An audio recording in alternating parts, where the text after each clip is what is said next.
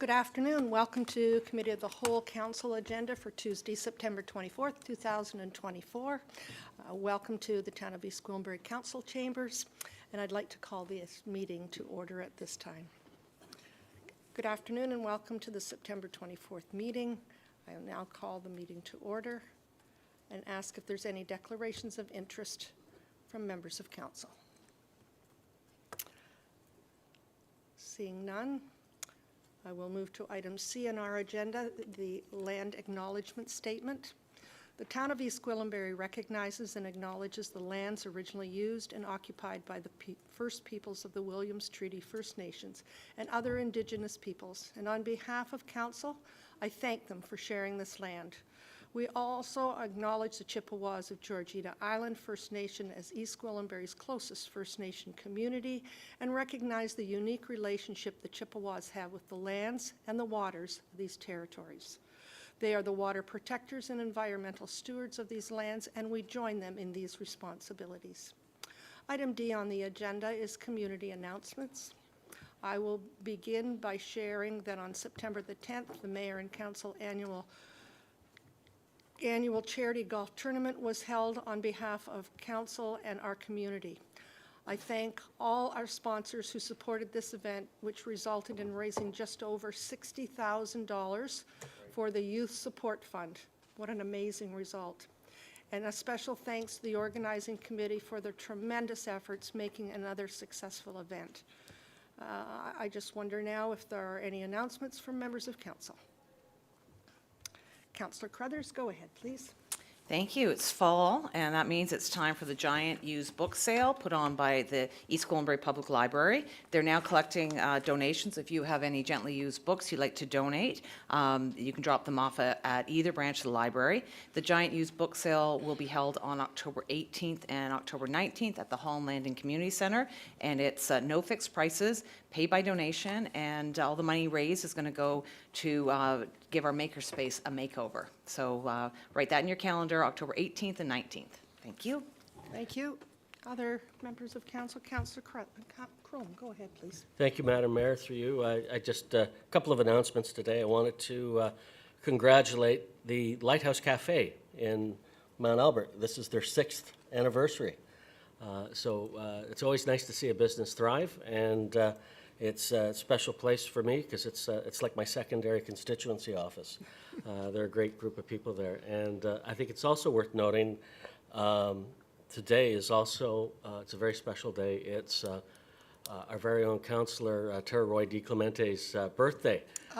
Some are saying it's her 29th. I can't confirm that, but we wish you well and happy birthday, and it's so nice that you chose to share it with us. Other members of council, Councillor Leahy, go ahead, please. Thank you very much through you, Madam Mayor. I would like to highlight a save the date on October 5th.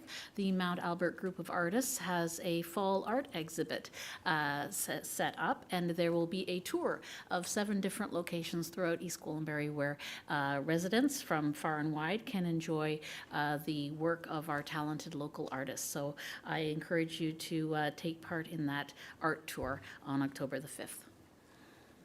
Go ahead, please. Thank you, Madam Mayor. I thank you for the shout out, Councillor Crone. It's getting tiresome turning 38 all the time. I've added a decade now, but I did want to congratulate our fire prevention branch on an incredibly successful fire safety open house that they held on Saturday. It was the weather was a little questionable, but the spirits were high, and a lot of families were having a lot of fun and learning a lot about how to stay safe. So I wanted to congratulate our staff for having worked so hard to put on such a great event. And looking forward, I came across actually at the Fire Prevention Open House a health, wellness, and information fair for older adults. It's being put on by our 55 and Up Club. And it is National Seniors Day on Tuesday, October 1st from 1 to 4. They've got speaker sessions including how to navigate the public transit system in EG. Service Canada is talking about the dental program, and Canada Revenue Agency is doing a presentation on taxes and benefits for people who are 65 and over. So it looks like a really great day. It's a free event and there's door prizes, so I just wanted to promote that because it sounds like a really great event in our community. Thank you. Thank you. Other announcements at this time? Not seeing any. As we have several deputations today, I remind all deputants that you each have 5 minutes on the agenda to speak. I also remind everyone in attendance that we understand some can be passionate about these issues. However, we ask that you remain courteous and respectful. Outbursts of cheering, clapping will not be tolerated at this meeting. Thank you very much. And I will move along to deputations, and the first one we will hear from S. Goodall on behalf of the Royal Canadian Legion, Mount Albert, and District Branch 382, making a deputation.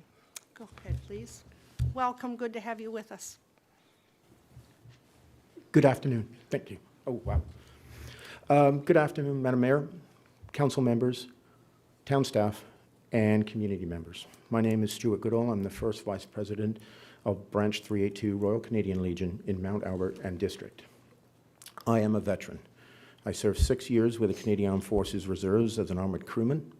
I also served 33 years as a YRP officer. My great-grandfather served in the Boer War and World War I. My grandfathers served as Merchant Navy and Home Guard. My father was in the RAF in Malaya in the 60s, and my eldest son serves with 4 Wing in Cold Lake, Alberta. I am here today to propose the town of East Gwillimbury and the Royal Canadian Legion develop and deploy veteran banners throughout the town. Veteran banners are a way to honor veterans that served our country during the First World War, Second World War, Korean conflict, and many other conflicts that Canada played a key role in participating in.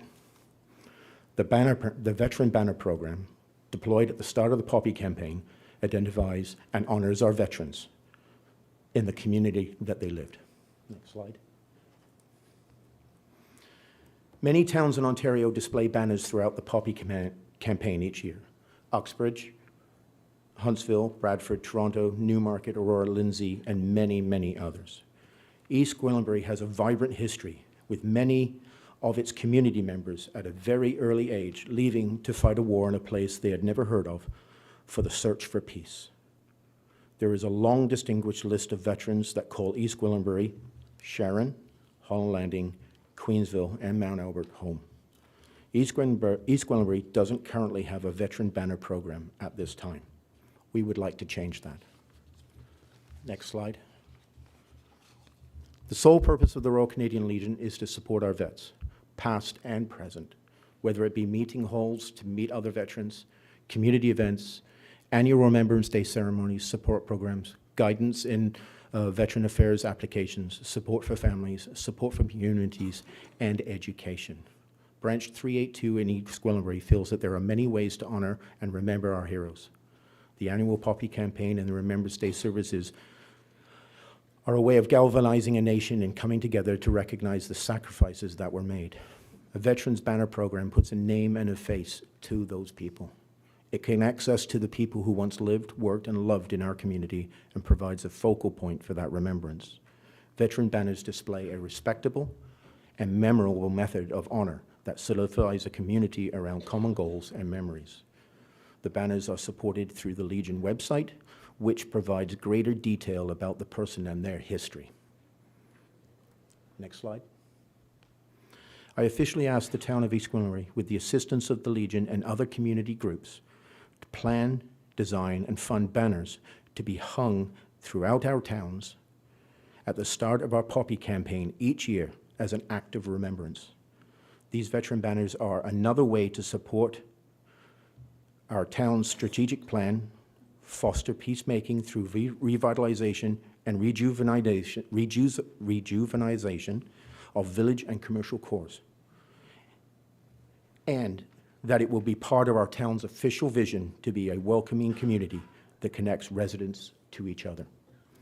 This project can also be aligned with other revitalized projects that are currently being initiated, such as the Mount Albert and Holland Landing downtown cores. I would enjoy leading this project and working with different teams to see this come to fruition. Funding. I do not believe funding will be an issue. There are many groups and participants that will ensure that this happens. Banners are in the range of $200 to $275, depending on size, style, but it is a small price compared to the price our valued community members paid for their service. I look forward to the day when the town of East Gwillimbury, the Royal Canadian Legion, Branch 382, Mount Albert and District, and our hardworking teams introduce the veterans banners to the community at the start of the 2025 Poppy campaign. I thank you very much. We will remember them. Thank you very much. Are there questions from members of council? Councillor LaHaye, go ahead, please. Thank you very much to the deputant. Thank you for your service and your family's service and for the initiative that the Mount Albert Legion is showing in spearheading this project. Thank you. And I think the timing is everything in life, and your timing is very good, as you mentioned, with regard to the revitalization project that is going on both in Mount Albert as well as Holland Landing. So there are opportunities there. And just to provide a little bit of context in terms of this idea is not a new one. I think this has been, being discussed for a while now, building up to your deputation. However, I would like to, for the benefit of those who aren't aware, and our new CAO of the library system, Sandra Sador, I believe there's already been some research done into the veterans and the history of the veterans in our communities. So there may be some material available to help you on your project, as well as our Arts and Culture Advisory Committee has also discussed the idea of helping participate in the design and the artwork of the banners. So I think there's lots of opportunities for collaboration, both with the town and with other community groups. So I look forward to supporting your presentation, and thank you very much. Thank you, ma'am. Thank you. Councillor Crone, go ahead, please. Thank you, Madam Mayor. Through you to our presenter, Mr. Goodall, thank you again for your service. I'm happy to move this receipt of this presentation and support it. In fact, I would add to it that it's received with thanks, and that we direct staff to work with you and the Legion to see what we can do to make this happen. I think it's a great idea, and its time has come. Thank you Thank very you. much, Mr. Crum. Are there other questions or comments? Seeing none, we have a mover. All those in favor? And that carried. Thank you so much. Wonderful to have you with us today. Thank you very much, Madam, Thank you. Madam Mayor. I appreciate the time. Thank you.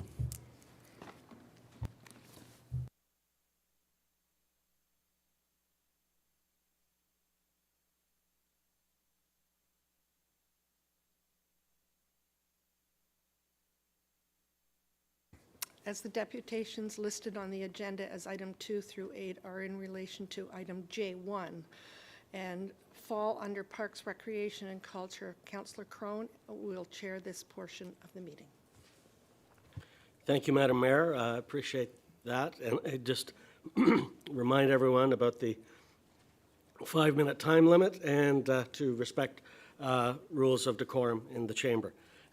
First person I'd like to call up is Kay Empringham. If you could just state for the record your name and where you're from, and then we'll get going. Could I have could I have a mover for this, please? Councillor Johns. Over to you. Welcome. Thank you. My name is Kim Empringham, and I'm here today representing the York Region Federation of Agriculture. Good afternoon, Madam Mayor and members of Council. On behalf of the Federation of Agriculture in York Region, I appreciate the opportunities we have been given to meet with town staff to discuss the tree protection bylaw and to speak to you today on the matter.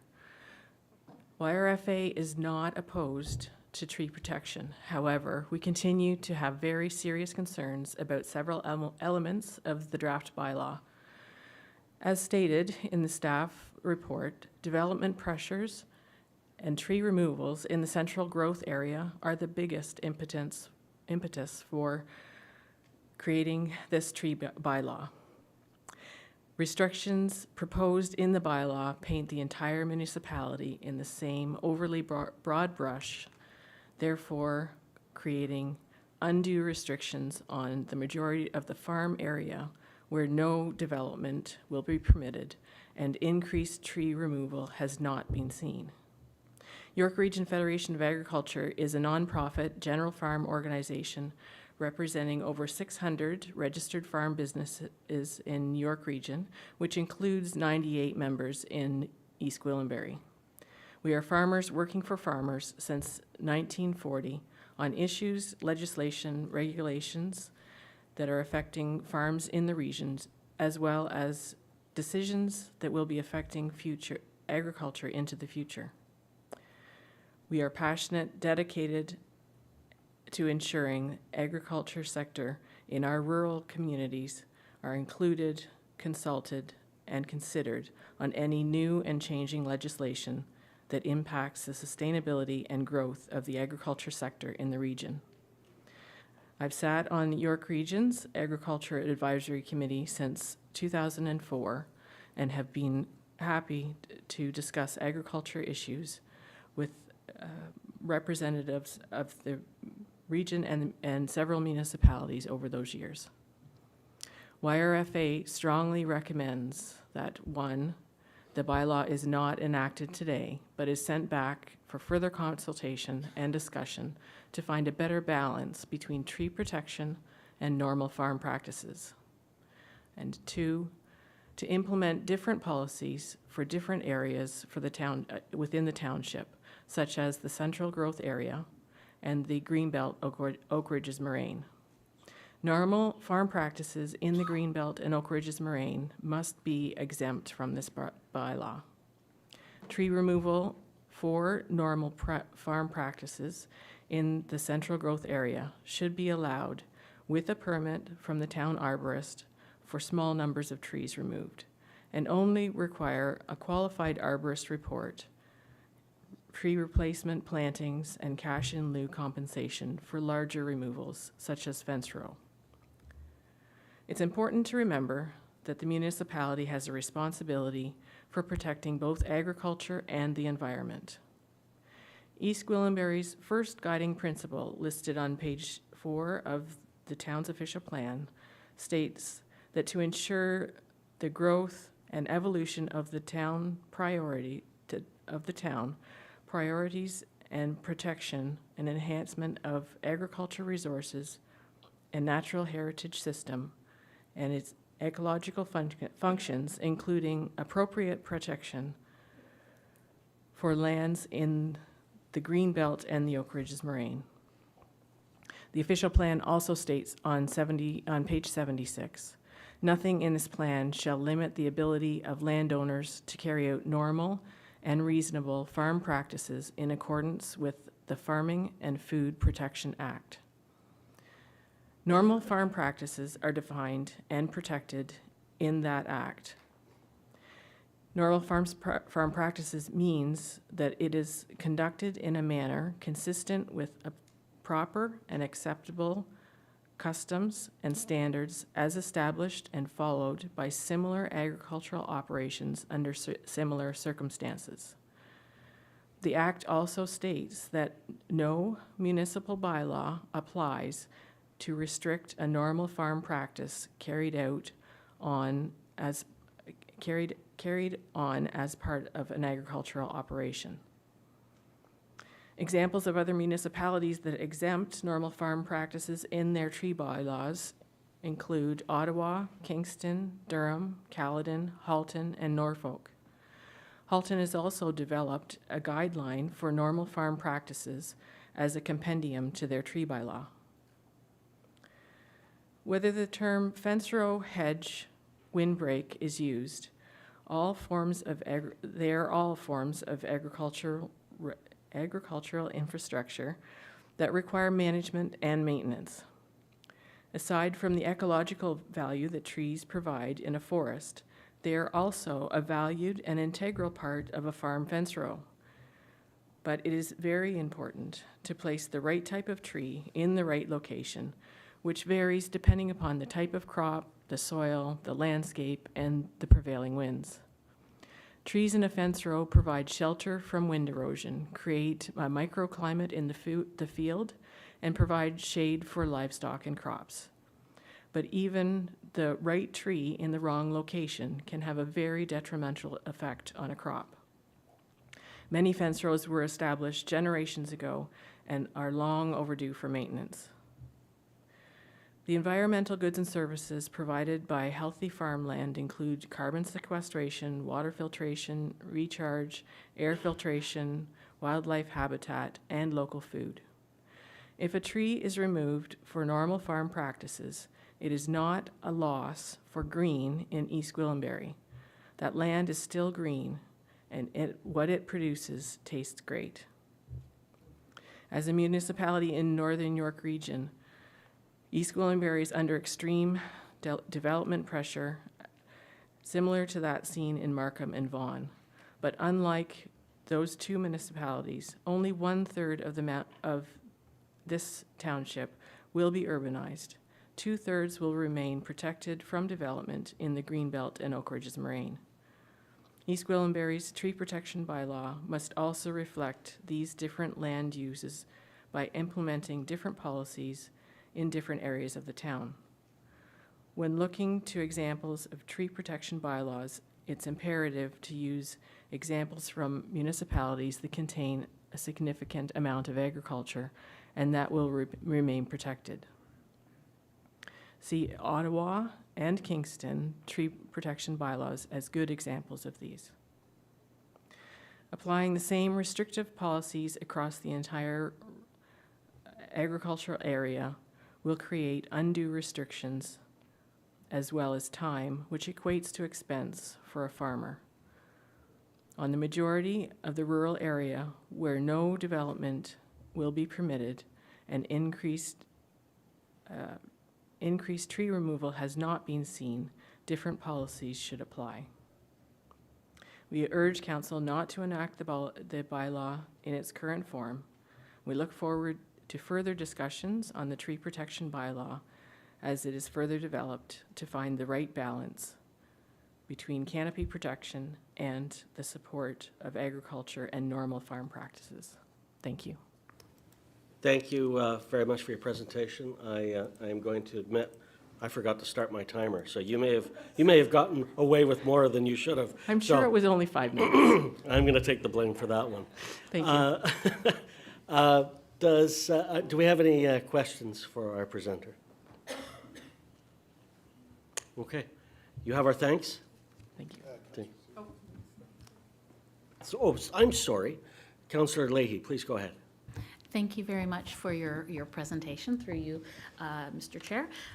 And I do have a question because you referenced other areas, Ottawa, Halton, and their bylaws in terms of trees. Yes. And how they have handled this situation. Are you familiar at all with Stouffville, our neighbor, the Rouge Urban National Park there, and what they allow in terms of clearing fence rows and how their policies lead to greater productivity in farmlands? Yeah. It's my understanding that there is not a tree bylaw in Stouffville other than the policies that would be enacted through the development process. But in the Rouge National Urban Park, which is owned by the federal government, they are very supportive. One of the main pillars of the park, one of the 4 pillars of the park is agriculture and creating and maintaining, supporting a vibrant farming community. And they do allow fence row removal. And what that does is it allows a field to be larger. So there isn't the same compaction from farm equipment driving. There's a lot of, at the ends of fields, there's a lot of compaction when the equipment turns around, which affects the crop. So they realize that the soil benefit and the crop benefit, the overall agricultural value of removing the fence row is important. Thank you. Thank you very much through you, Mr. Chair. Do we have any other questions? All right. Councillor Johns moved receipt of this. Of those in favor of accepting? Okay, it's carried. Thank you very much.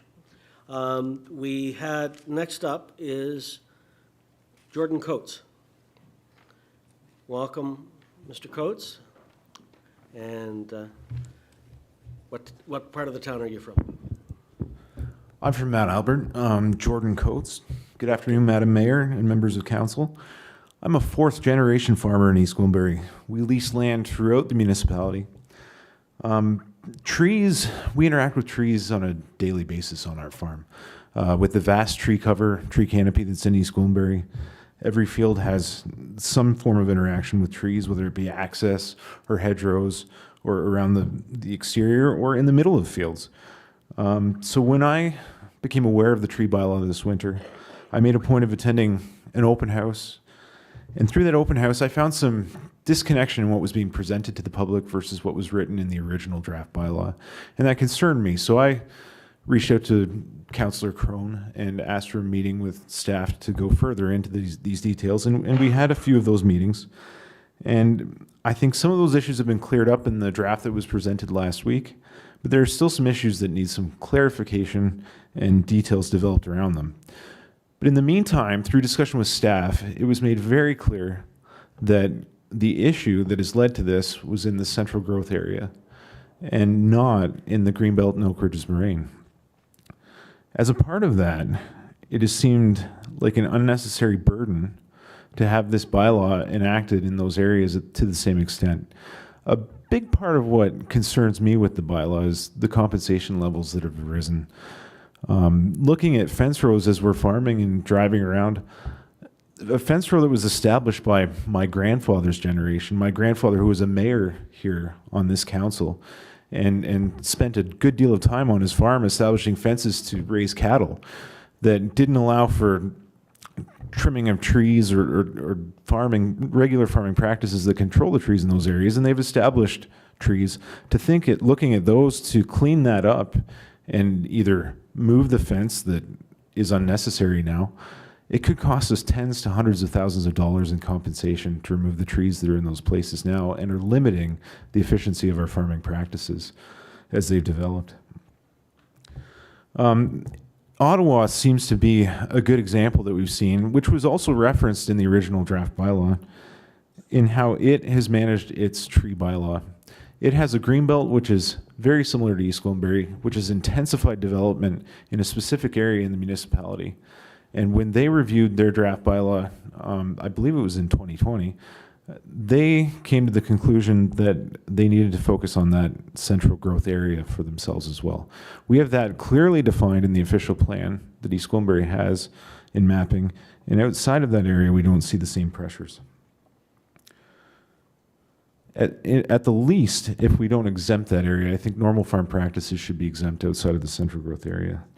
This will help to minimize the potential burden to both the municipality in governance and to the local resident in the cost of permits and compensation.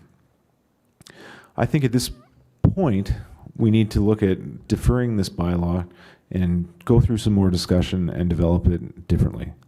Thank you. Thank you, Mr. Coates, and you were under time. So that's great. Can I have a mover for this, please? Moved by Councillor Tarroy de Clemente. Do we have any questions from council for Mr. Coates? Councillor Leahy. Thank you very much, Mr. Coates, through you, Mr. Chair, for your presentation. I do have a question, and the previous deputant, as well as yourself, referred to our current official plan. And so I would like to ask staff if it's possible to confirm from your understanding that it is clearly defined, the normal practices of farming, and that in fact the current bylaw as it is written is a contradiction of two of our principles of our official plan. Is that correct? Can a staff member help us out with that? We'd like to take a stab at that.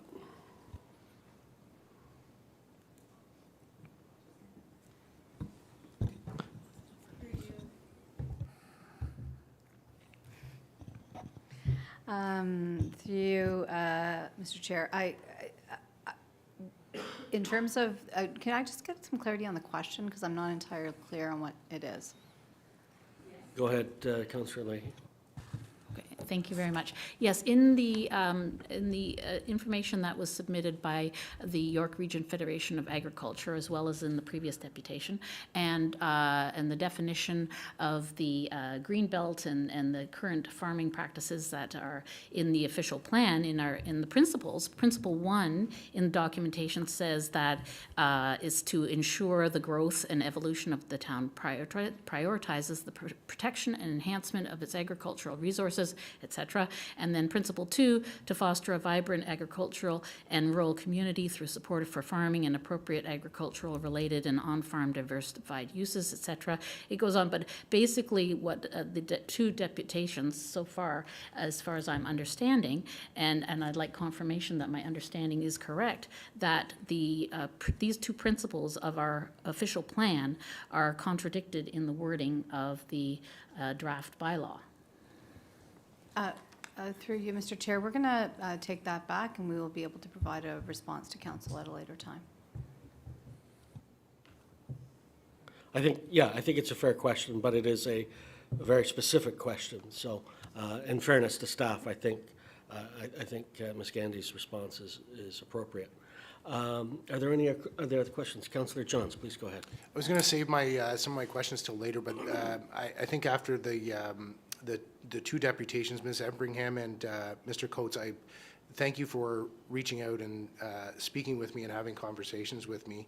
And I attended all the education seminars and kind of watched along the sidelines as we were going through the process. So after our conversations yesterday, I went back and rereading the tree bylaw, and the one comment talking about farming equipment, and by the way, I'm totally supporting the need to be successful in your efforts.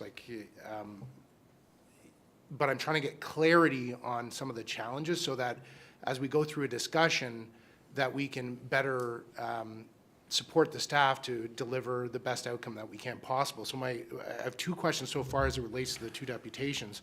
One is there was concerns about farming equipment, and when I looked at the bylaw, I saw an exemption for access on the farming equipment, and Ms. Empringham referenced the other municipalities that had that, and I thought we had that. And then the comment about the hundreds of thousands of dollars, yeah, if you had to pay hundreds of thousands of dollars, if this is the way that it's written, it's ridiculous. I don't believe that you should be having to pay that. What I'm trying to get clarity is where within the bylaw that it says that, because when I read it after having the conversations last night and looking at it, that's what I kind of wanted to get clarity from both your side as you're standing there, and then also I was hoping I could get Mr. Karmazin to comment, because if we are going to be charging farmers hundreds of thousands of dollars, and they're just trying to do their work in producing for us, then I think that's wrong. And I'm trying to get clarity from yourself and our staff to better understand where that's sitting within the bylaw. Thank you, Mr. Chair. Can I respond to that? Sure.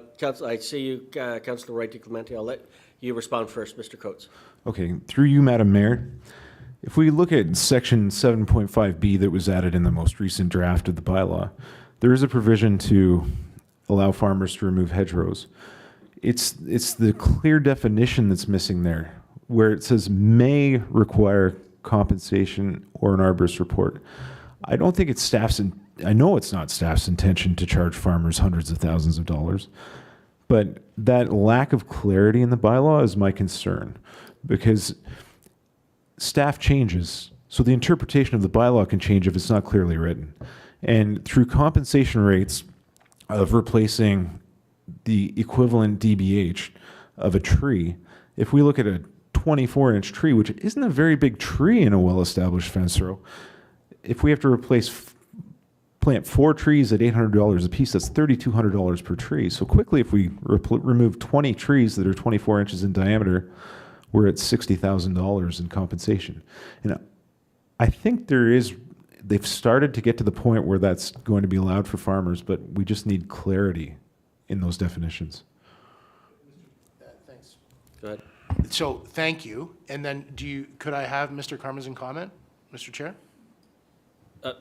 Mr. Karmazin, I know we're getting into some heavy questions here that we might want to save for the discussion around the report. Is that where you were going, Councillor Roy DiClemente? Yes, Mr. Chair, I was going to suggest that if we had questions for the deputant, that would be best to ask the deputant, but if we have questions for staff, that we should save that for the staff report, and maybe we should, once the deputations are complete, we should move the report forward so that we can address it all at once while everyone is here. So that's where I was hoping we would go. And I have just pulled up the Town of Whitchurch Stouffville's tree bylaw, and they do have one. It was passed in 2023. Councillor Johns, you were going to say something in response? So I'm fine with that. I just didn't know if at a later time, because if Mr. Karmazin was to comment and then our deputant wanted to respond to that, that's why I sat out asking my question on the first deputant, but then I thought, well, the second deputant here is moving on. I will respect the wishes of the council and the chair if my questions aren't looking to be answered now and later. All right, very good. Any other questions for our deputant? Seeing none, this particular deputation was moved by Councillor Roy DiClemente. All in favour? Okay, carried. Thank you very much, Mr. Coates. Thank you. Our next deputant was a G. Kellington, but has withdrawn. And we're now on to Mr. R. Robson. Welcome, Mr. Robson. And if you could just, for the record, let us know what part of town you're from. Sure. I'd like to introduce myself. So my name is Russ Robson. I am a member of the community for over 30 years from Holland Landing. I've had a lot to do in this community in my years here. Traveled around North America, and I'm back. I actually just finished up a music festival across the other side of town in Innisfil, where we try to create as much opportunity for artists as possible. We got almost 2,000 submissions from across North America, and we got musicians in from coast to coast, artists in from coast to coast, and we try to make as much opportunity in this area as possible for artists. So that's kind of my background. Now, I am here to speak about the tree cutting bylaw, and basically I was also part of the process for the EP zones, if you guys remember that.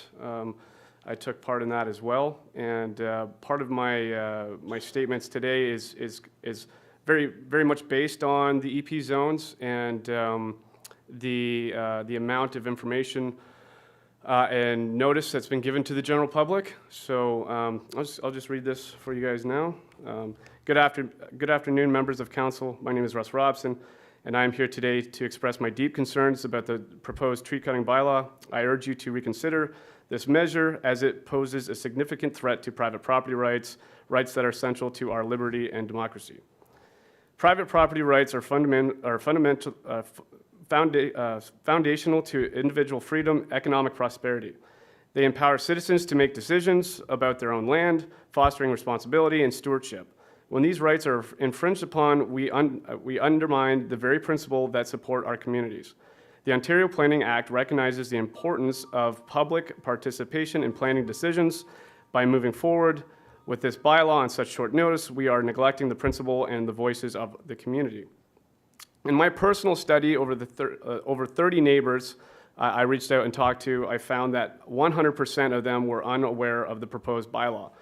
This lack of awareness is alarming and demonstrates a failure in communication and transparency from the municipality. In these challenging financial times, many residents are struggling to make ends meet and simply do not have the time to read lengthy bylaws or participate in meetings. It is the municipality's responsibility to ensure residents are adequately notified of significant changes, especially those that affect their private property rights. If you can notify residents about mosquito spraying, you should be able to inform them about restrictions to their private property in the same manner. Moreover, tree cutting bylaws may unintentionally lead to adverse environmental impacts. When property owners feel their rights are being threatened, they may resort to illegal tree cutting to enhance their property's value, undermining the very goals of such regulations. This not only creates potential legal issues, but could also increase the burden of our courts and financial strain on both landowners and taxpayers. Instead of punitive measures, we should be incentivizing good stewardship. Tax incentives for maintaining trees would reward landowners for their environmental efforts, ultimately leading to properties that are valued higher for their green spaces. The proposed tree cutting bylaw also poses significant legal concerns. As established in R versus Canadian Pacific Railway, property rights must be protected against unreasonable restrictions. The bylaw's sweeping regulations could be seen as an infringement that may not stand up to legal scrutiny. It is crucial that we respect and uphold our rights as property owners while finding cooperative solutions to environmental challenges. Additionally, if landowners have been using trees on their property for essential purposes, such as heating their homes, this practice may qualify as legal non-conforming use under the Planning Act.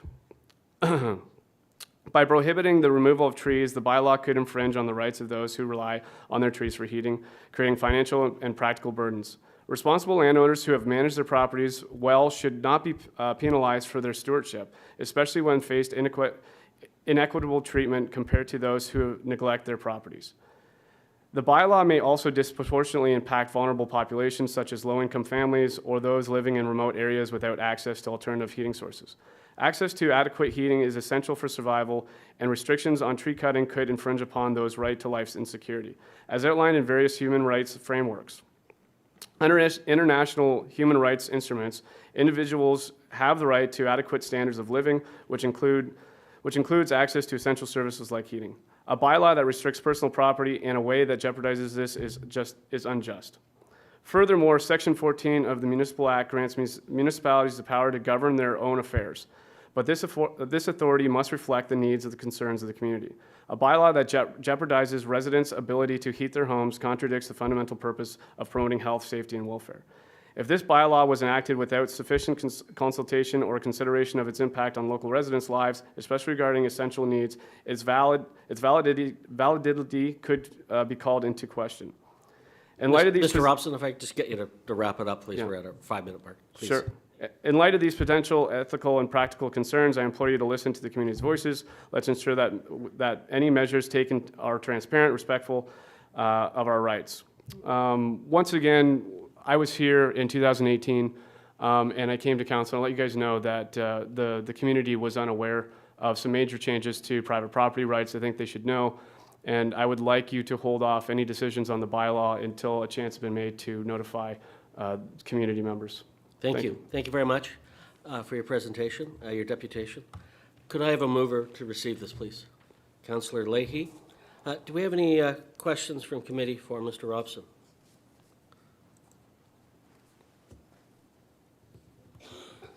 Okay, seeing none, I'll call the vote. All those in favor? Okay, carried. Thank you very much, Mr. Robson. We have our next person up is T. Robson, and coming to us virtually. Madam Clerk, could you tee that up for us? Through Mr. Chair, just bear with us for a moment. I believe we have them on the line. Good afternoon. Are you able to hear me? We are. Welcome. If you could just say your name and where you're from for the record, that would be great. Thank you. Good afternoon, Madam Mayor and Council. My name is Taryn Robson. I'm a resident of Holland Landing. I've also been a resident of the area just over 30 years, and I'm here today to speak to you on the tree cutting bylaw. I'll keep this statement very short. I find that as a layperson with no specific industry interest in the tree cutting bylaw provisions from an agricultural standpoint, the proposed enactment today caught me a little unawares. I went back through the Town of East Gwillimbury Facebook pages, et cetera, to see if I had missed any notices on these public meetings and how I was unaware of this.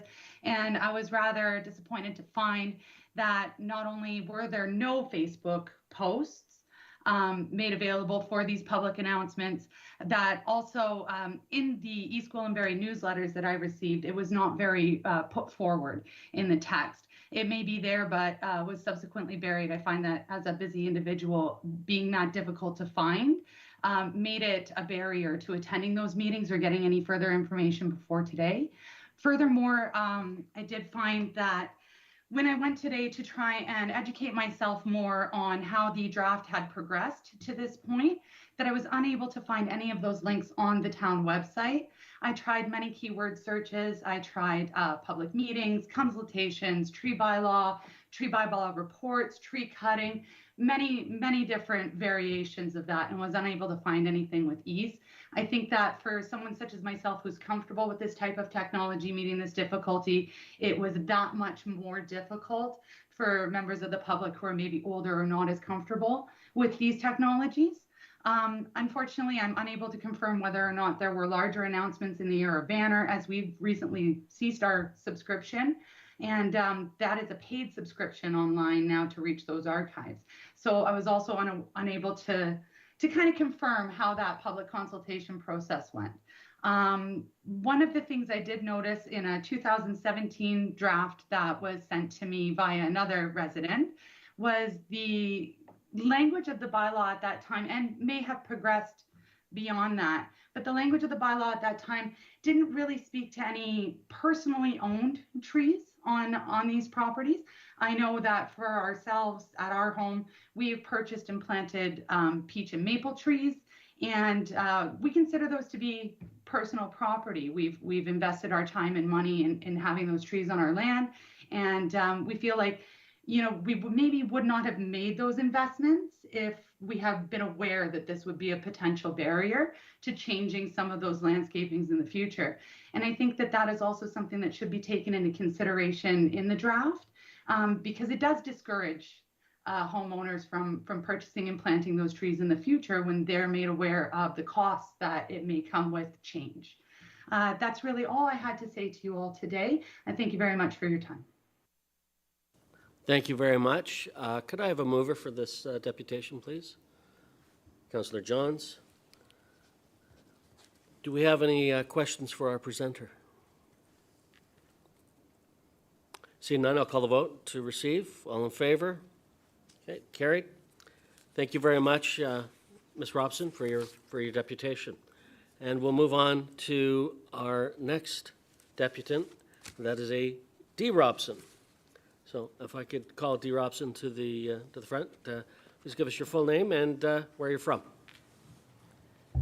Hi, my name is Deb Robson. I'm from Holland Landing. I am related to the other two Robsons. I just would like to say good afternoon, Madam Mayor and council members and everyone else. My point with the tree bylaw is that I've spoken to many of my neighbors. They're unaware of the bylaw. Again, you know, I don't believe our community members have been informed properly. We haven't had time to understand the bylaw and how it relates to ourselves. The link to the document and the agenda was broken. We couldn't even view the document till Thursday, you know, almost 5 o'clock.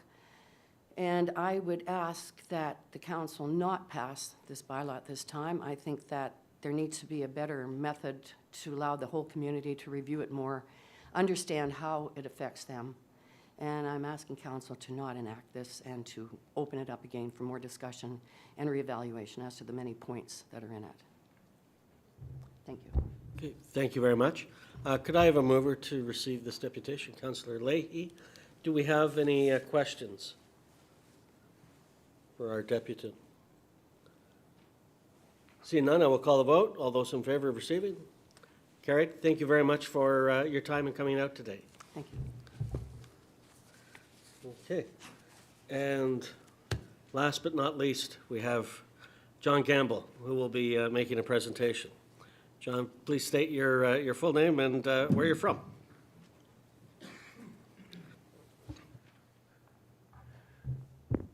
Good afternoon. My name is John Gamble. I reside in River Drive Park.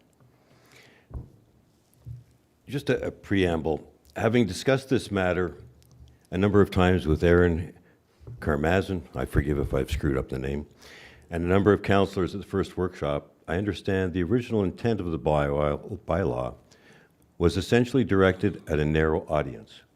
Namely, the intent was to prevent wholesale tree cutting for development. However, as written, numerous concerns remain. Given that EG is 87% approximately plus green space, is this really necessary or cost justified? Surely $120,000 plus could be allocated to more beneficial projects or property tax reductions. I find it inconceivable that such clear cutting is so prevalent that it requires dedicated staff and another vehicle. The definition of personal use in the bylaw means utilization of tree sections destroyed or injured and collected solely for the owner's use, e.g. fuel wood, and includes the accessory sale of no more than 3 cords of woods within a consecutive period of 12 months. This provision has been removed from the original draft and is a critical impediment to residents who depend on wood to heat their homes. We were positively assured that this bylaw would have no negative impact on those who employed wood for home heating. I personally consume approximately 7 bush cords of wood annually to heat my residence and an attached workshop. Approximately 95% of this wood is dead, downed, and diseased ash wood trees. Permits and the associated fees are mandated except where exempted. Woodlands and woodlots on private property within town limits with a DBH of 20 centimeters or 8 inches. This represents a significant overreach of the declared intent to limit clear cutting. Further, it interferes with the right of an individual to enjoy his property to his or her standard. When the resident purchased their property, it included the trees, which may have been an important factor. It certainly was in my case. At a minimum, a grandfather clause must be applied to these properties purchased prior to the bylaw. In some cases, regionally managed forests allow for voluntary forest management plans. This includes a significant reduction in property taxes to offset the ability to self-manage. This bylaw proposes no offsets for the loss or the right to manage one's own property. Shades of the EP proposals back in 2018 and 19, which would have effectively significantly reduced property values and amounted to a confiscation without compensation.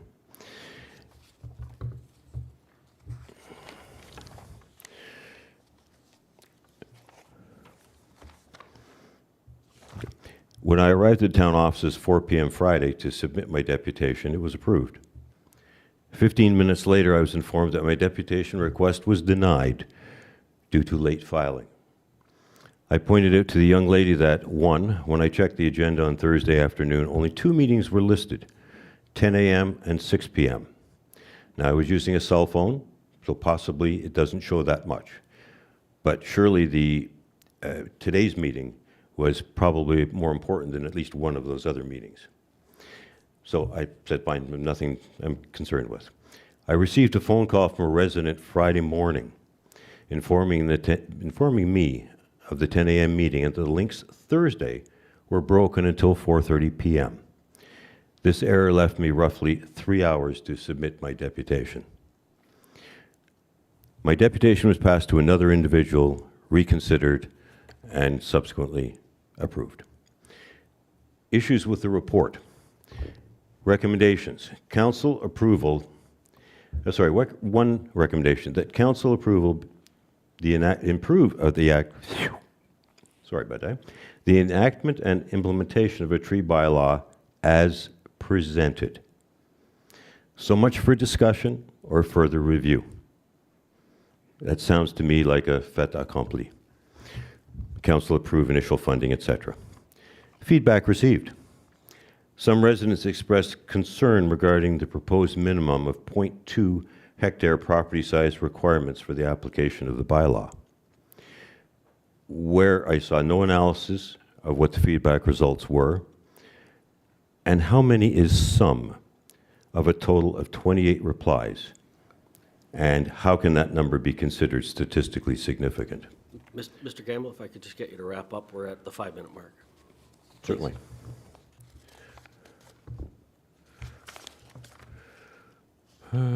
Expectations of the citizens, the municipalities' actions.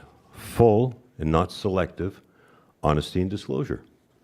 Issues. Virtually every bylaw states bylaw enforcement has the right to enter your property.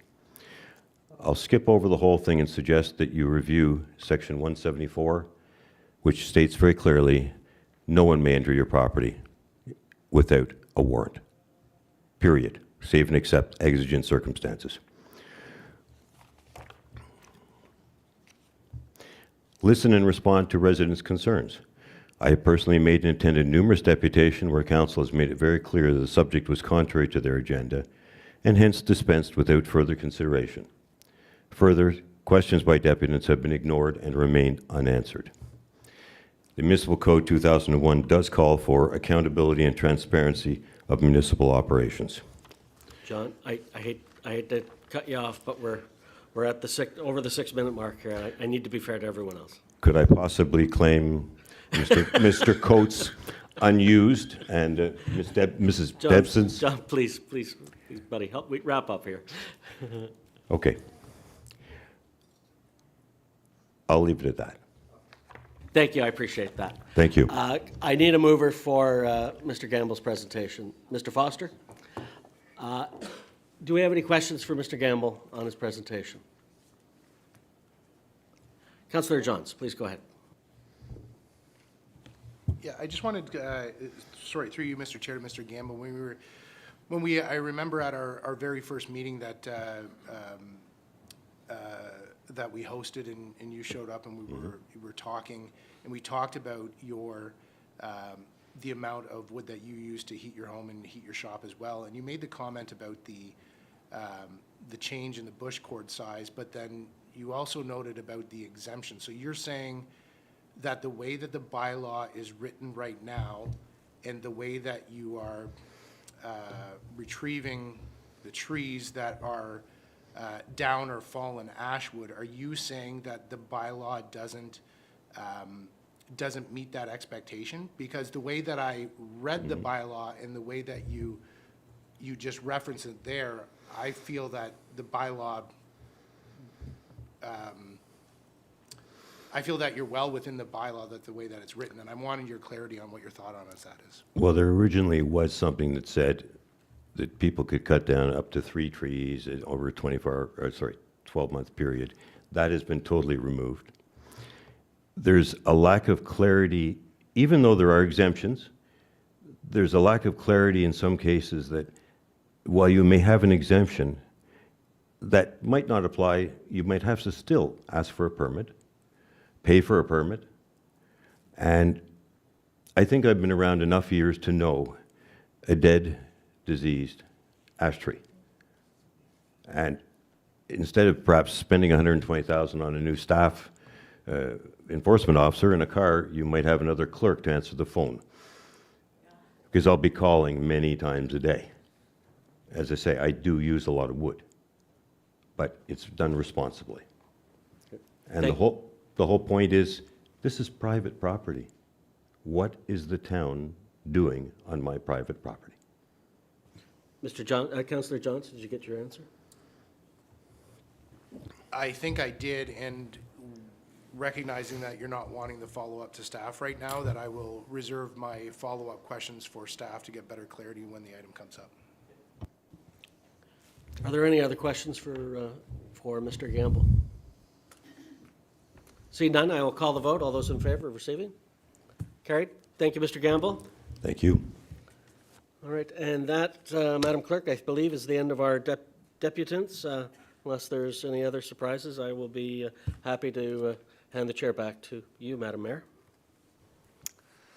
Thank you very much, Councillor Crone. I believe the members of council wanted to consider item J1 following the deputations today.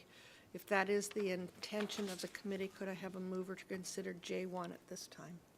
Councillor Crothers? All in favor? And that's carried.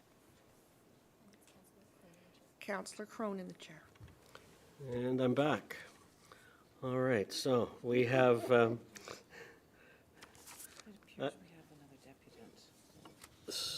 Sorry? It appears we have another deputant.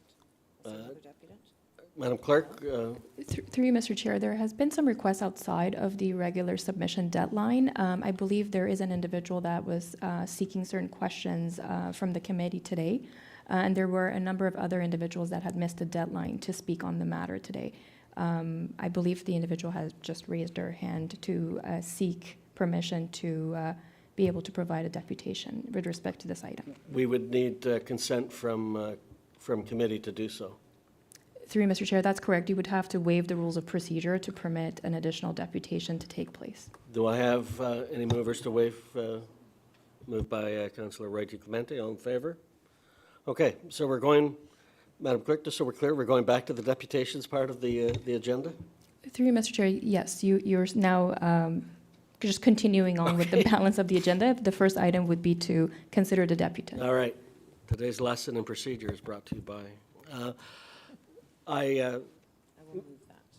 sorry? I'll move to receive. Move to receive. Okay, thank you. Please go ahead and state your name and what part of the town you're from, for the record, please. Thank you for your consideration. My name is Paula Varvero, and I am from the town of East Gwillimbury and over a 20-year resident there. Thank you, and I'll try to be very brief. I have recently just found out about this, and so do forgive my not having filed in time. I do have grave concerns, even just from the town's perspective, as a resident, that the town not be sued and not be put in liability by the way this bylaw has been presented. I would ask actually that there not be a tree bylaw, period, number one. Number two, I have huge concerns. I mean, as was talked about the EP land, when that was up for discussion, I remember viewing a video with former mayor and Marlene Johnston, both being concerned about the devaluation of property. And I have huge concerns as a landowner. Land has huge value in this town, with properties, farmland going in the 6 million plus range, etc. That you are looking at devaluing people's property without their knowledge right now. I was unaware of what is going on in this bylaw. It's an invasion, I'm concerned, of privacy, which is covered both by federal, provincial, and municipal rules. I'm concerned about safety, natural disasters, acts of God, and how those will be managed. I'm concerned that this is also, as we spoke about with the EP, rather than being something that encourages people to plant, it discourages, because you have a concern that should you want to build later, you may not be able to do so. I'm concerned from the agricultural perspectives, as mentioned. I have questions for you, which is how, now and in the future, will this town assure the residents that they will enact this? Will you enact this with drones? Will you enact this by satellite imaging? Will you enact this as well eventually with aerial footage? Because drone footage has been used by, in certain land cases already in this province, and it has actually sent people to jail. So I have a concern how now and in the future, when technology improves, that will happen. So that's my question to you. Why so many acres of land, as people have mentioned, when the butt of it is in a central land? And how much have you examined? Because I do know of a very incident close to myself where my children went to school, and it was young school children who were paid by the developer to rip down the trees that they knew they legally were not allowed to do. So how does this really circumvent people like that, developers who behave with ill intent, from doing things? So have we really examined this fully? So I really beg you today to take this back to the table. If you really insist on having a tree bylaw, let's have a great tree bylaw that makes great sense, that puts the town in a good position, that doesn't make me concerned that the town is going to be sued by residents because my property is worth money. My property, my home, the exterior is built off the trees from the land. The interior wood comes from the trees from the land. Heating, etc., fencing. Trees have huge agricultural purposes. There is scientific debate on, in some cases, when a tree is dead. We already had issues on our own property with being told not to take down a tree that had Dutch elm. I was told I had to wait till every last branch died by this town. That is not a good agricultural practice. So I'm concerned because I think sometimes, as we've seen with other scientific things, and I come from a family of people who work in the sciences, there can be debate on what is a good practice. So I'm not sure how I believe in science. It's often great when we have two sides of an argument. And sometimes maybe one person using one practice and another person using another might actually give us a better outcome. Because if one was wrong, then the other one may be right. When you have one law that is for everybody and blankets everyone, that is not necessarily environmentally, scientifically, or any other way, shape, or form a good thing for our residents, our town, our country. So I ask that you think about this. I would ask how many acres you're going to really planning involving, and would you please, if you do keep this, exempt rural and farm. It's far too onersome. How are you going to govern this? Because one thing I learned in university, I love my professors, is that good law is law that you can enforce. So how can you enforce this in terms of staff with this many acres of land? And how many, do you even know how many treed acres you have? Because back when we were in the EP process, you were going to dedicate 1,000 acres EP. I can't imagine if those are all treed. Like, how are we doing this? Where's the how?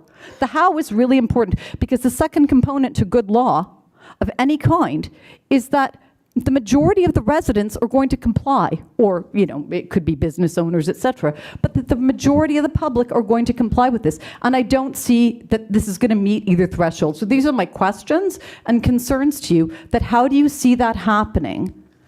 And so I thank you so much for accepting this at the last minute, and I appreciate your time, and I very much appreciate your consideration. And I hope I can look forward to speaking further on the matter, and that this goes for further discussion and deliberation. Thank you, Ms. Barbero. We have this moved by Councillor Carruthers. Do we have any questions from committee? Okay, seeing none. All in favor? Okay, carried. Thank you, Ms. Barbero. Are there any other folks that would like to come up and speak? One more. Mr. Petitjean, welcome. Thank you. Thank you, Madam Mayor and councillors and staff. I learned, we talked a lot of things about how this whole thing came about. I was at a spring meeting with a public session, great. A question came up. What's more important, tree cutting or farmland? Tree cutting, trees, yeah, they can heat your home and do carvings. But who feeds the people? The farmers. So let's give them a little bit of a break here, because they do a lot for us, and we seem to forget they are the backbone of this country. Furthermore, how many East Gwillimburys are there in York region? Do you know of any other East Gwillimbury? One. So when I hear Stouffville has a tree cutting, Markham has a tree cutting, all these York region have the tree cutting. Yet, do they have 80% of their community is treed, wetland, farmland? No. So why do we have to follow York region? By the way, York region has their bylaws for tree cutting. So why are we having to initiate something just because everybody else is doing it? Follow the leader. Is that what we're doing? We have a lot of great people in this community. Let's be inventive. Let's be creative. Like some of our the people who have spoken tonight or this afternoon, they made some great points. By the way, I've read the bylaw, the proposed bylaw. I think you can do a lot better, a lot better. You have the people, you have the know-how. What you don't have is the input. That's what we're here for. So I would kindly appreciate if you could postpone and let some of the people who have some great suggestions, who can work with council, and putting in something that helps everyone in this community, and that there is only one East Gwillimbury. Thank you very much. Thank you, Mr. Petitjean. I think I need a mover for this presentation. I didn't ask. Councillor Leahy, thank you. Do we have any questions for Mr. Petitjean? Seeing none, I'll call the vote. All those in favor? Thank you, Mr. Petitjean. Thank you. And you were well within your 5 minutes. I'm learning the hard way. First time for everything. Thank you. All right. So that's, are we having, okay, I think we're good with the deputation. So we'll just, with committee's indulgence, we'll just move on to Section J. We have a report on a tree bylaw, draft protection tree bylaw, and I think it's important for the public to know that any votes today are not final. We are starting the discussion here, and there will, I'm sure, be more. So I will hand it over to you, Mr. Karmazin, if you would like to make a a brief comment on what you've presented, and we can take it from there. Thank you, Mr. Chair. Staff have provided a report and a draft tree protection bylaw for Council's consideration. At the direction of Municipal Council, staff drafted a tree protection bylaw based on municipal comparators and municipal best practice. The goal of the draft bylaw is to maintain East Gwillimbury as over 2/3 green with a very significant valued tree canopy in town. Staff performed public engagement for a period of 1 year, and I can confirm that we did post the draft bylaw online with an online portal for input, which we received feedback, as well as public open houses in each of our communities. I can confirm social media updates that were provided to our resident base. And as well, we did perform consultations with residents and local area businesses, including the farming industry. The intent of the bylaw is to prevent large net losses of tree canopy, in particular on private property, so non-town owned and operated lands, in particular with development activity. The draft bylaw does not seek to impede or prevent the peaceful enjoyment and maintenance of private property and property owners. There's a number of exemptions under the bylaw that provide routine maintenance, limbing and trimming back of trees, removal of trees that are dead and dying, including ash, removal of invasive species, and removal of trees that present a threat to private property, a risk to life, and limited removal of good, healthy trees as well. Is also provided within the bylaw. There are also provisions in consultation with the farming industry, including farm equipment access and a process for hedgerow removal. To answer Councillor Leahy's question, the draft bylaw does not contradict the official plan policy statement because there are provisions in the draft bylaw that support good farming practice. We have noted Mr. Coates' comments related to the tree compensation standards, and staff will certainly endeavor to look at an alternate form of tree compensation standards that specifically speaks to good farming practice and the promotion of good farming practice.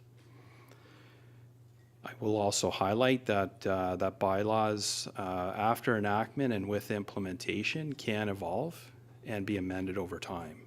It's our town's commitment to continue to listen to our residents and businesses.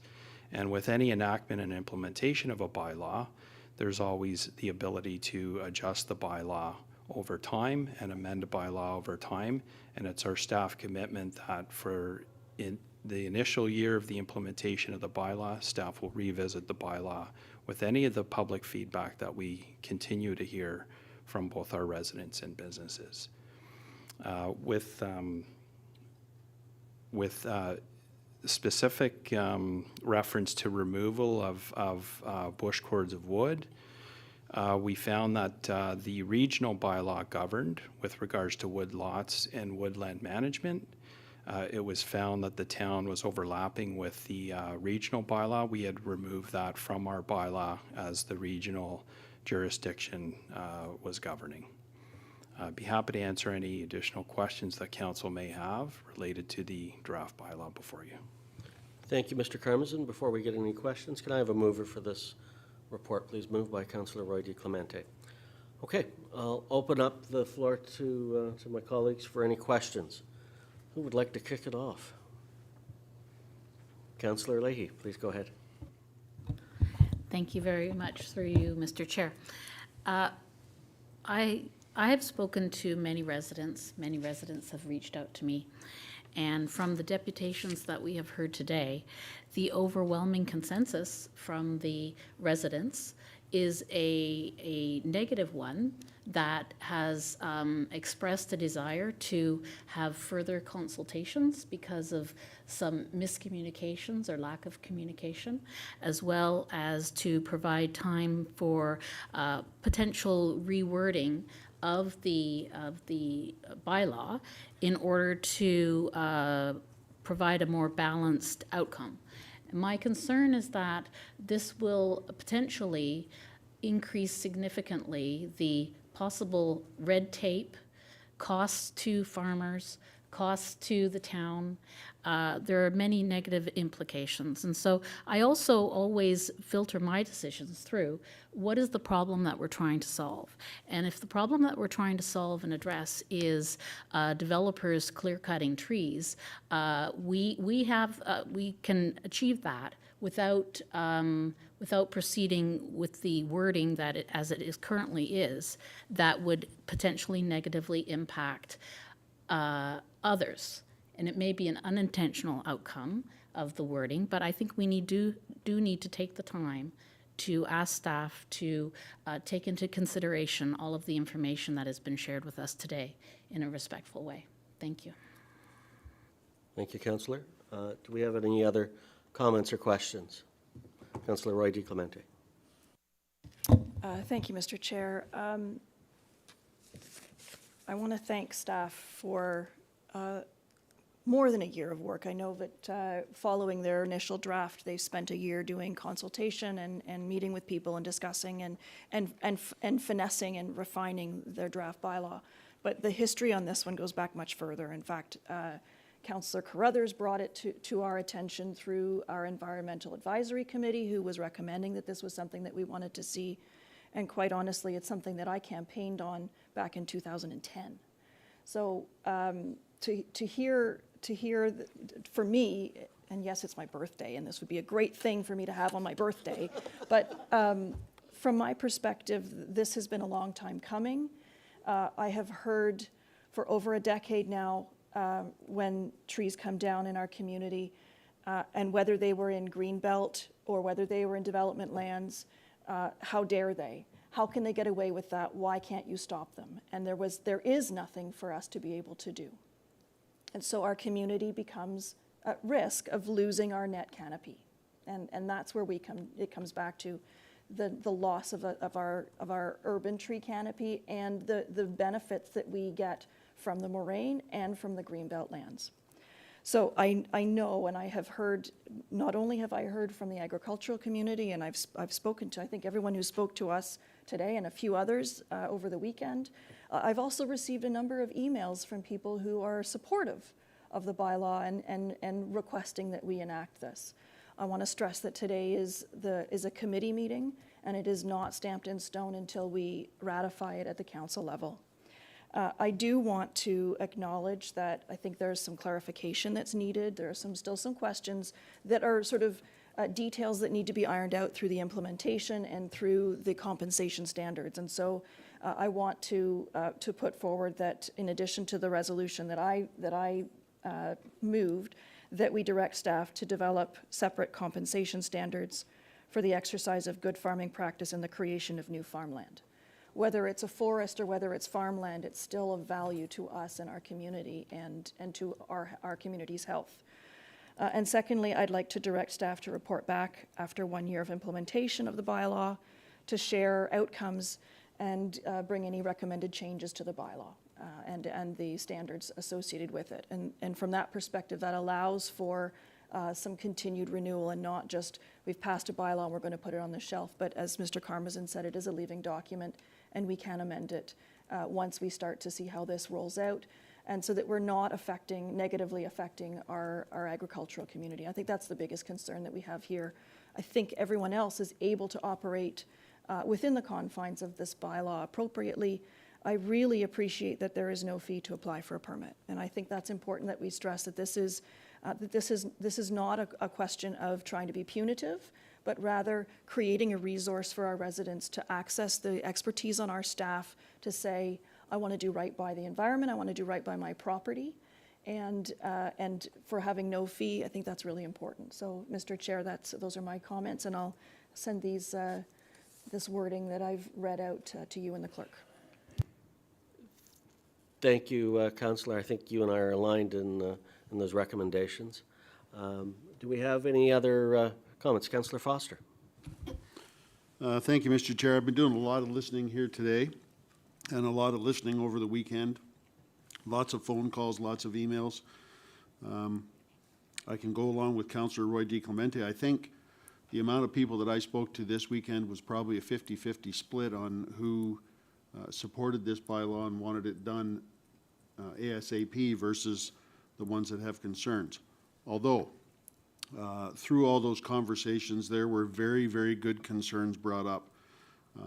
And if it would be 2 weeks from now if we decided to go along with this and ratify it in 2 weeks. And I'm not sure that 2 weeks gives enough time for our staff to reach out to some of the people that have had some concerns here today.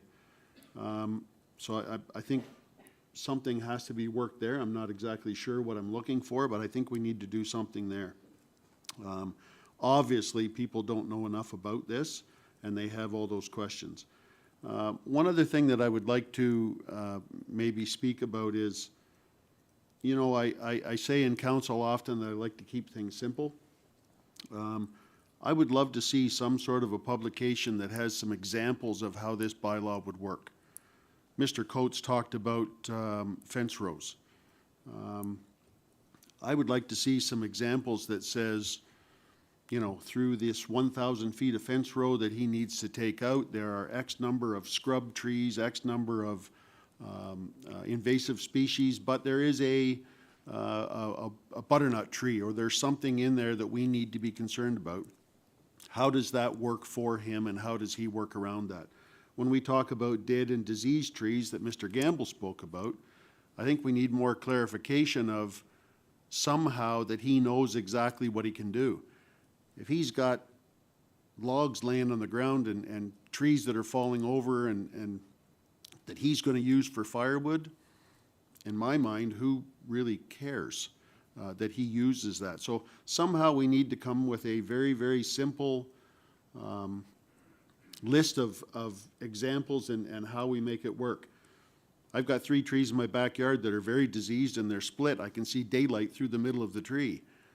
To me, that's a no-brainer. Those trees are diseased and probably need to come down, and I should have taken them down years ago, but I haven't done that yet. So I myself would want to know exactly what is the procedure that I have to work through to look after these trees. And maybe that's what we're failing here. You know, I look at the list of invasive species of trees. I hazard to guess that probably 4 out of 5 people in East Gwillimbury may not know most of those trees.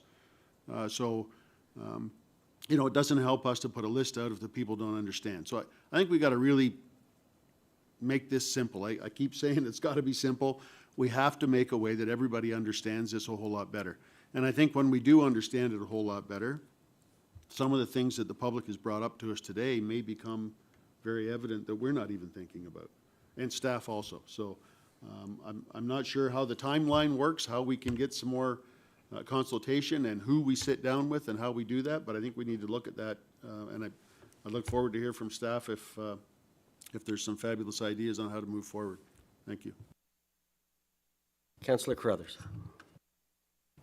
Thank you, and thank you to everyone who spoke today. It takes a lot to come here and speak before us, and I really appreciate those comments, and it's got me thinking about a number of things. We keep talking about these dead and dying trees, and it's a no-brainer, and it is in here. Those are exempt. So I think it's almost, I agree with Councillor Foster that we're not doing a really good job communicating this, because at the end of the day, through this, you can take down dead and dying, you can take down invasive species, you can take down 3 perfectly good live trees without, none of that needs a permit. It's when you start getting into larger amounts that we start looking for a permit, so we can find out if there is a butternut in there, and that's something that really does need to be looked after. So I think that we can do a better job of explaining this to residents. My question for staff is that if we enact this today, what's the process to fine-tune it going forward? Is there a way to soft launch this? My fear is that if we wait, people who want to take advantage will take advantage. The average person, the people who are here today, are not going to take advantage in the next month or 2, but there are people who will. This has been a council resolution since before my time on council, when we brought it forward from the Environment Committee, Councillor Roy DeClemente pointed out that it was already on the council list of resolutions. And the whole time we've been consulting on this, trees have been coming down. Residents have been complaining, why don't you do something to protect our canopy? When those trees come down, it takes decades to replace that canopy. So I think that if there's a way to soft launch this, and I would ask staff to respond if there is a way to do that.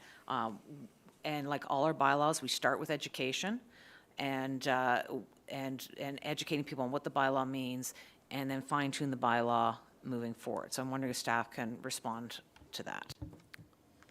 Mr. Carmison, you want to take a stab at that? Through you, Mr. Chair, with any enactment of a bylaw, there would be a very extensive communications plan as well as a public information outreach. In this case, namely with the exemptions to the bylaw and where a bylaw would not, or sorry, where a permit would not apply. In addition to that, based on what we've heard today related to good farming practice, our staff would endeavor to provide an alternate form of compensation related to tree compensation related to good farming practice, and we have had those initial discussions with the Farming Federation of York Region. So those are some items that staff would undertake with any enactment of the bylaw. It wouldn't change the language for of the bylaw per se, but it would alter the standards, the compensation standards for the farming industry. So those are a couple of the items that staff have certainly noted and would endeavor to undertake moving forward. Thank you. That's much appreciated. Okay. Ms. Gandy, you have a comment? Yes, through you, Mr. Chair. I just wanted some clarification. Councillor Crothers, you mentioned passing the bylaw today. I just wanted to be clear that that typically would not happen. The bylaw would be passed at the next council meeting.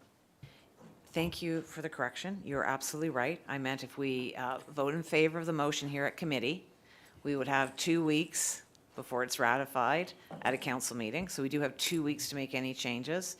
And then after that point in time, I'm hoping that it would be a soft launch. No one's going to go out there with drones trying to find out who's breaking the bylaw. It's about educating people. At the end of the day, it's that we don't want to lose the canopy that East Gwillimbury has. And I think we've been talking about this for a very, very long time. And I think there will always be someone who feels that we didn't consult enough. But I do worry once trees start coming down, it takes decades to replace that canopy. And given all the consultation that we've had, and I do see it on the town's Facebook page, so I know that it went out there. It's very difficult to communicate without a local paper, but I do feel that we have consulted widely, and it's time that we get on with the job that's before us. Thank you. Councillor Johns, you have a comment or question? Yeah, so I might have a couple of questions. We'll see where this goes. But I just want to have a comment off the top.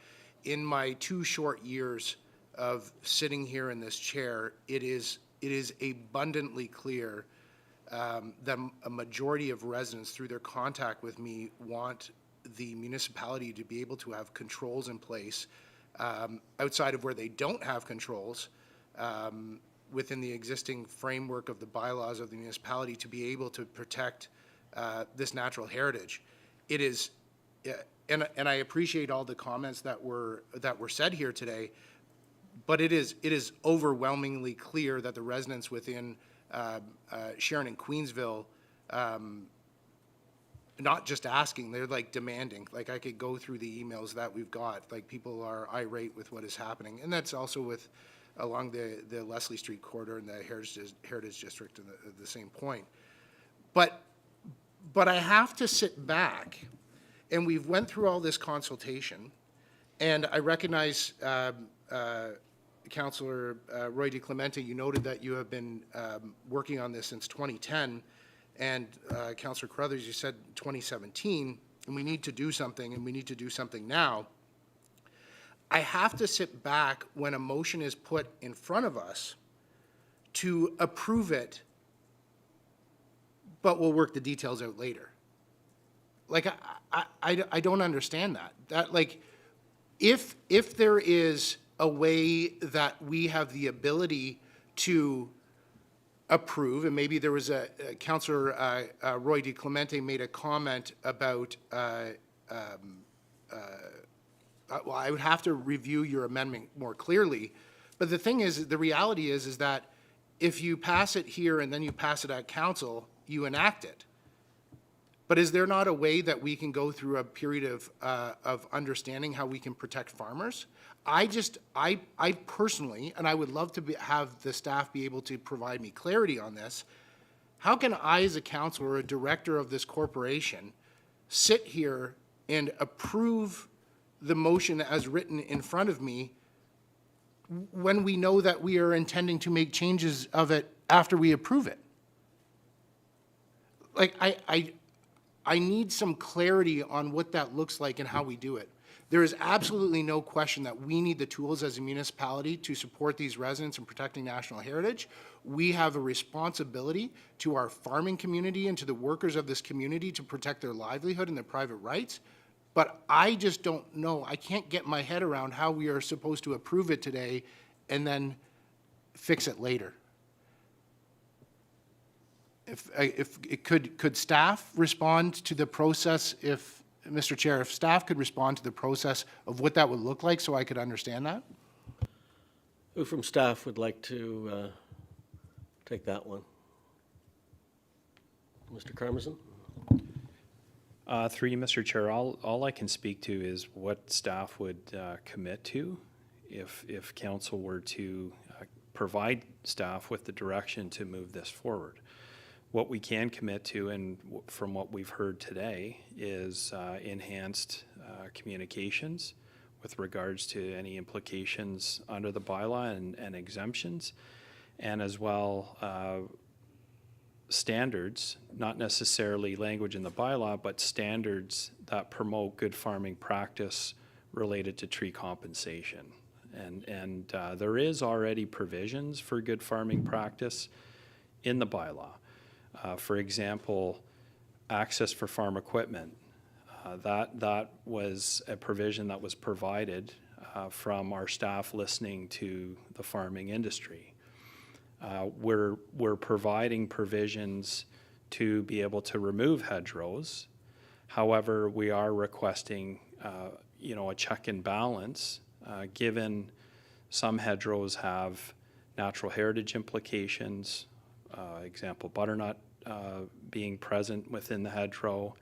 There's wildlife implications that and environmental impacts with wildlife in hedgerow.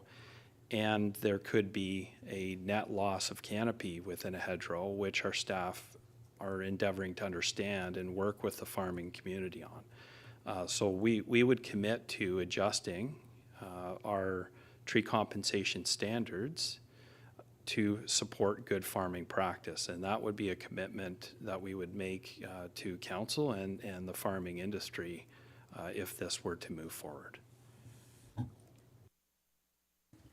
Councillor John, do you have a follow-up to that? Yeah, and again, I'm trying to find a way to get there. But the response back was, we'll commit to delivering on it. But we're voting on the bylaw, and that's what I'm sitting here trying to get my head around that. And so as further discussions ensue, I am going to be listening to see how that can be arrived at, because the bylaw spells things out clearly, and if they are not clear what the resolution is that's what I'm trying to get my head around in the vote. So thank you, Mr. Chair. Thank you. Okay, so we have Councillor Leahy next, then Councillor Crothers, and then Councillor Roy DeClemente. Please go ahead, Councillor Leahy. Thank you very much, through you, Mr. Chair. We need to get the wording right. We need to get it right from the beginning. There is no opportunity after the fact to say, well, maybe after a year, we'll take a look at it, we'll review it. Once we enact this and approve this, it is so much more difficult to go back and try and make corrections. This issue is worthy of further consultation, further work by staff. I think we can do better with the wording. I will not be voting for something that says the council approves the enactment and implementation of this bylaw as presented, when 2 weeks from now, it's basically just going to be rubber stamped. And I question the timing of this because we are heading into budget now. And so if this is approved today and then enacted 2 weeks from now, then in the budget process for this year, the other parts of this motion and resolution will be hiring arborists and investing finances into this. So I will be voting against this for all of the very legitimate and heartfelt reasons that were presented to us today. It is my duty as a councillor to not just listen to you and then vote in opposition of the position that has been presented by the majority of people. And I would also request that we have a recorded vote on this issue today. Thank you. All right, please, folks, please. Yeah, in fact, Councillor, I don't believe recorded votes are done in committee of the whole. Madam Clerk, is that the case? Through you, Mr. Chair, that's correct. Pursuant to the bylaw, the recorded votes are not permitted in the committees. Okay. It's only permitted in council. Thank you. All right. We've got more people that want to talk. Councillor Carruthers, please go ahead, and then Councillor Roy DeClement. Thank you. To Councillor John's comment about fix it later, I don't think that that's what we're looking at doing. I think review of bylaws is something that's an ongoing process with any governing body. Most bodies I've been involved in have a special committee that just reviews policies and bylaws continually because things change over time. And to me, it's the unintended consequences. So we've had a lot of comments here, but what if I want to do this? But what if I want to do that? I'm wondering what happens when I get to the point where I need to expand my driveway. What happens with that? So there's a lot of what if we want to do this? What if we want to do that? That I can see over time when these things come up, that we would want a healthy review. And General Manager Carmazan has said, bring it back in a year, what works, what doesn't work, what needs to be fine-tuned.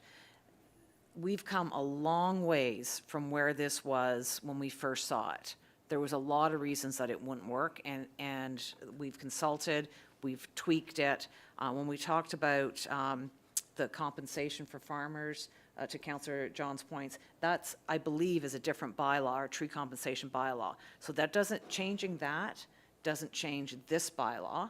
We can still have this bylaw in place that directs us to our tree compensation bylaw, and we can change that. We can review and change that bylaw if it doesn't work for our farmers, because we do need to protect our farmers. And then my last comment is that the majority of people that I have spoke to since I've been elected have asked for this to be put in place. And if we're talking about what we've heard from our residents, that is what I'm hearing. And I believe that there is a lot of exemptions in here, that most of the issues that people are talking about won't actually come to pass because of the exemptions that are there. So that's why I'm really stressing we need to do a better job of communicating this. Councillor Roy DeClemente. Thank you, Mr. Chair. I think that part of where we're struggling is the what versus the how. As a council, our job is to set policy. And so we have directed staff that we would like a tree protection bylaw. They have presented us with one. The implementation of that bylaw is the how. And that's where staff will implement the bylaw once we have given its approval. So I think that may be part of that nuance that we're struggling with. Through you, Mr. Chair, perhaps we can ask Mr. Carmazan to explain why, because some of the questions have been about why is it town-wide, and why is it not just in the White Belt lands? Why does it include all of the lands that are agricultural? And I know I've asked that question of him privately, and perhaps his answer to me might be helpful for the rest of us to hear, which was, you know, about the risk to the community. So I'm wondering if maybe he could answer that question. I think that might be helpful to those of us sitting here. Mr. Carmerson? Through you, Mr. Chair, applying a bylaw based on zoning boundaries presents some risk. There are large tree inventories on private property that exist outside the village core, or settlement areas, and areas designated for development. For example, a hedgerow located in a green belt, an EP land, or an agricultural land. Allowing this removal without any sort of check and balance that assesses the environmental impacts of that removal, including the net loss of canopy, natural heritage features, which could include protected species such as butternut, as well as environmental impacts to wildlife and species at risk.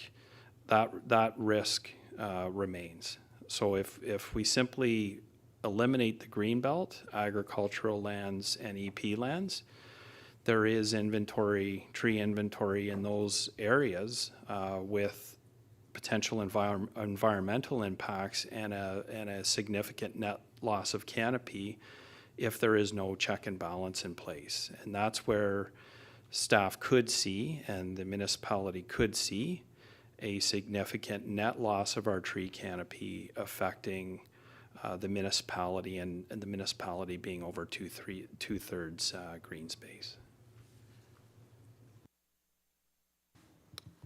Okay. Councillor Roy DeClemente, is that Yes, that was, yes, it was. Because I had asked that question, and it was one of the main issues that we were hearing today, was why aren't you just doing it in specific areas? And it really became that there was a good answer for it. And so that helped me feel that we had it right. And I think that, if I'm not mistaken, a year is a really long time for consultation. I don't think we did that long a consultation for our official plan. I mean, from my perspective, we've been at this long enough. It's time. Thank you. Okay. Are there any other questions or comments? Madam Mayor, do you have anything? Not at this time. Okay. From my own perspective, this is a bylaw that I'm coming from a place where I grew up on a farm, and so I appreciate the comments made by our farm community. I got, part of the reason why I'm sitting here today is because I was concerned about the zoning bylaw review that we had 6 years ago and the infringements on private property, and so that stays with me. But I also believe in the environment. We have to protect it. We've got and I live on a bush lot, so I appreciate that. And, oh, by the way, my family runs your own Christmas tree farm, so maybe I should have declared an interest or conflict. We've tried to develop a policy, a bylaw, that applies to developers, farmers, and urban settings, and it's hard. It's hard to get it right, and it's hard to have a one-size-fits-all. And, if we didn't have certain groups that were clear-cutting trees, maybe the urgency wouldn't be as strong as it is. But we do have that urgency. So I know this has been going on for a long time. I certainly would feel comfortable, and I echo the sentiments of Councillor Foster and Councillor Johns, that I want to get this right. And I think all of us here know that there are certain parts of this bylaw that could use some polishing. And I'd like to hear and sit down with some more people. And so I would be, I think 2 weeks is too short, 2 months is too long. And so I'm wondering, Councillor Roy DeClemente, this is your motion, so I'm hoping you would entertain. Maybe we could give this a 4-week extension that we could defer and listen to our residents, You know, there was a really good line that Ms. Vivero said. Let's have a great tree bylaw, and I'm not sure we're there yet. And I think a little more consultation, it can't drag on, but I would suggest maybe by the end of the month that we try and get some consultation and then represent it so that we're all comfortable. I'd like us to be in a spot where we're all comfortable. There's questions here that have been raised. I'll just ask one right now to Mr. Karmazin. Mr. Gamble talked about you know, the right to enter property. Correct me if I'm wrong, Mr. Karmazin, but we don't have the right to, unless there's immediate danger, any of our bylaws officers or staff to enter anyone's property uninvited. Could you answer that for me? Through you, Mr. Chair, it would probably be a question better fielded through bylaw and through the department that facilitates bylaw. Our staff, our arborist staff, would be subject matter experts assisting bylaw should we need to implement on private property. I can say it's our standard operating procedure not to enter a property unless the property owner is present for certain risk management purposes. But I would refer the question to my colleague in Development Services. Ms. Bejan, you're it. Thank you, through you, Mr. Chair. Bylaws currently does have the ability to enter onto private property, not inside of buildings or residences. But I think there's more. We'd have to look at it in terms of how it applies in the context of the tree bylaw. So we'll have to get back to you with a fulsome answer. To my point, we're still lacking clarity on elements of this. So I think it would do us all a great deal of good if we took it back. Let's set a date. I'm all about setting a hard date when we finalize this, because we have an obligation. I know if there are any more clear cutting, I'll wear it, because people will be mad at me for wanting to hold it up, and I'll share it with you, Councillor Foster, and you, Councillor Johns. But I think that's the right thing to do. But we have to remember that we have an obligation to the environment as well. We are proud of our 83% green space, and so we need to stand behind that as well. So we're trying to balance a lot of things here. I just want to get it right, and that's why I'd like to defer this for at least give staff and everyone here present. We have a chamber, with a lot of people in it that have opinions and have concerns, and I think that's a good thing. If we didn't have that, we wouldn't have an engaged population, and that's a bad thing for us. So, Ms. Gandy, you had a comment you wanted to make. Yes, through you, Mr. Chair. Just in terms of the consultation that was already done for this particular bylaw, we had a number of open houses in the earlier part of the year. We have an online form where residents were able to provide input. I know individual meetings were held with residents who expressed concern. So I just wanted to be clear as to if staff are being tasked with going back and seeking further input, if there's any specific, if there are any specifics that council has in mind when that direction is being provided. So, committee, you've had the question put to you. Is there anything you'd like to see in future consultation? Councillor Foster, you have a comment. Thank you, Mr. Chair. To me, it's simple. As much as we need to have a bylaw to prevent some of the stuff that's been going on, I can't see any sense in supporting this, knowing that we're going to change it. We know that there are lots of things we do that aren't right, and we can tweak it as we go. But this one, we know it needs to be changed. To go along with what Ms. Gandhi said, I think it's very easy that our agriculture people need to be consulted more. There needs to be a simple back and forth across the table. Will you be happy with this? Will you be happy with that? Hopefully we can make something work. I think this is much more difficult than it needs to be. Councillor Roy DiClemente. Personally, I feel that the bylaw is where it needs to be, that the compensation standards are what is going to be changed, and that is something that staff are going to be developing once the bylaw is implemented. However, I also note that the staff report says that staff met with the York Region Federation of Agriculture 4 times. I feel that that's probably sufficient consultation, but if committee would like to create a little bit more space in the interest of moving this forward, I'd be happy to suggest that we add to the resolution that following further consultation, that this matter be brought to the October 22nd council meeting for consideration. So that's a month away, as you had requested, Mr. Chair. Thank you. I really do appreciate your indulgence on that. I know you're anxious to get going, so I really do appreciate that, Councillor Roy-DeClemente. Councillor Leahy, you have your hand up. Yes, through you, Mr. Chair. So just for clarification, we are leaving in the part of the resolution that says we're approving the enactment and implementation of the tree protection bylaw, but we're giving staff an extra month to change it.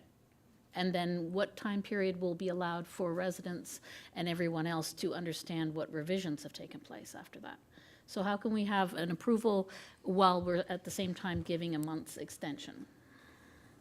Councillor Roy-DeClemente, you have an idea? My understanding is that people have questions about the bylaw. They have questions about how this is going to work. That month allows for people to have those questions answered, whether they're members of council or members of the public or members of a federation of the agriculture or anything of that sort. Okay. Follow-up. Same question? Direct follow-up is Okay, because I have Councillor Carruthers wants to make a... So the bottom line is that we're giving a month for people to ask questions, to get answers, but there will be no change in the current language of the bylaw if we vote in favor today. That's not my understanding, is that it gives us a chance to polish it and refine it. And then we would look at the resolution on the 22nd. Councillor Carruthers, you've been patient, sorry. Thank you. Can we get the resolution up on the screen so we know exactly what we're talking about? To me, I want to know what this consultation looks like and what the communication plan would be, because I think that is huge. What I'm hearing is that we are not doing a good job communicating what this is. There's a need to educate people ahead of anyone getting any sort of repercussions from a bylaw like this. So let's ask staff to bring back a communication plan. I think we have to be very clear to our staff what we're asking as far as consultation goes. And to Councillor Leahy's point, it's my understanding that nothing is enacted until it comes to a council meeting as opposed to committee of the whole. So if this is approved today, there is still lots of opportunity if we hear from our consultation that something needs to be changed. To me, the changes have been made, and this is the consensus that staff have come up with after a year or more of consultation, and I would like to see us getting on with this, and the first step is to prove it at committee and then have further discussion when it comes back in a month to our council meeting. Councillor Leahy. Thank you very much through you, Mr. Chair. It says right here in black and white that council approve the enactment and implementation of the tree protection bylaw as presented in this report.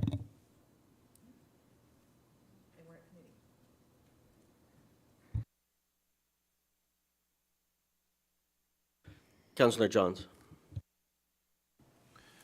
Thanks, Mr. Chair. I forgot that the Crone family was responsible for generations of tree cutting within East Gwillimbury. So thanks for that reminder with your tree farm. Call you as an expert witness. So the amendments made to this, the first one that's highlighted there, that council directs staff to develop separate compensation standards for the exercise of good farming practice and creation of new farmland. That's what my concern is. But then when you take a step back and when I'm hearing the discussion, we've met with them 4 times, but we still don't have clarity on, let's say, specifically the outside tree compensation bylaw.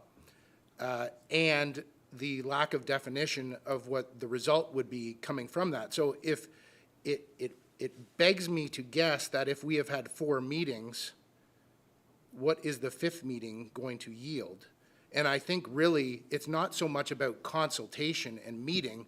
I'm just looking at trying to get definition for the farmers and get clarity on what the separate, and I understand it says develop separate compensation.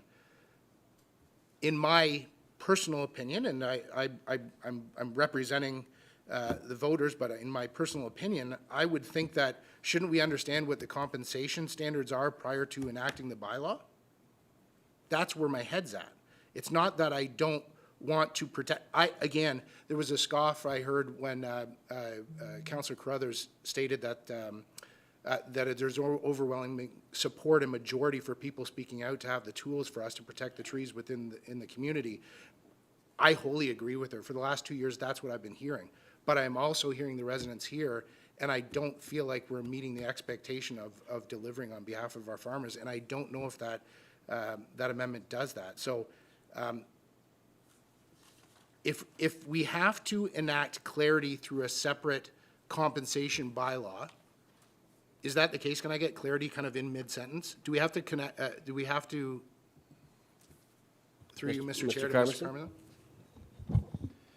Through you, Mr. Chair, the tree compensation standards are in the fees and services bylaw. What we would do is have a consultation with the Farming Federation to find what an acceptable standard is for those tree compensation standards under our fees and services bylaw. Okay. So we would find a compromise that would be acceptable and support good farming practice that would be under our fees and services bylaw. Okay. I am happy once that gets landed to vote in support of that, but I can't support it now because we don't know what the fees are and what the impact is on the farmers. Sitting here today, I do not believe that anybody sitting here on council knows what the impact is to our farming community is. If we knew the answer tomorrow, I'm there, but I don't, it's not in front of me today. And I'm sorry that I can't vote for this, but I just feel strongly that we have to give clarity to our farming community while we're trying to protect the natural heritage of our town.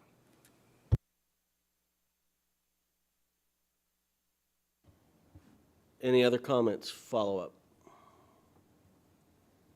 So we're at an impasse. You know, we've been here for almost 2 hours talking about this. This does not, in my mind, smack of clarity. You know, we have a lot of questions. We're not consensus, that's for sure.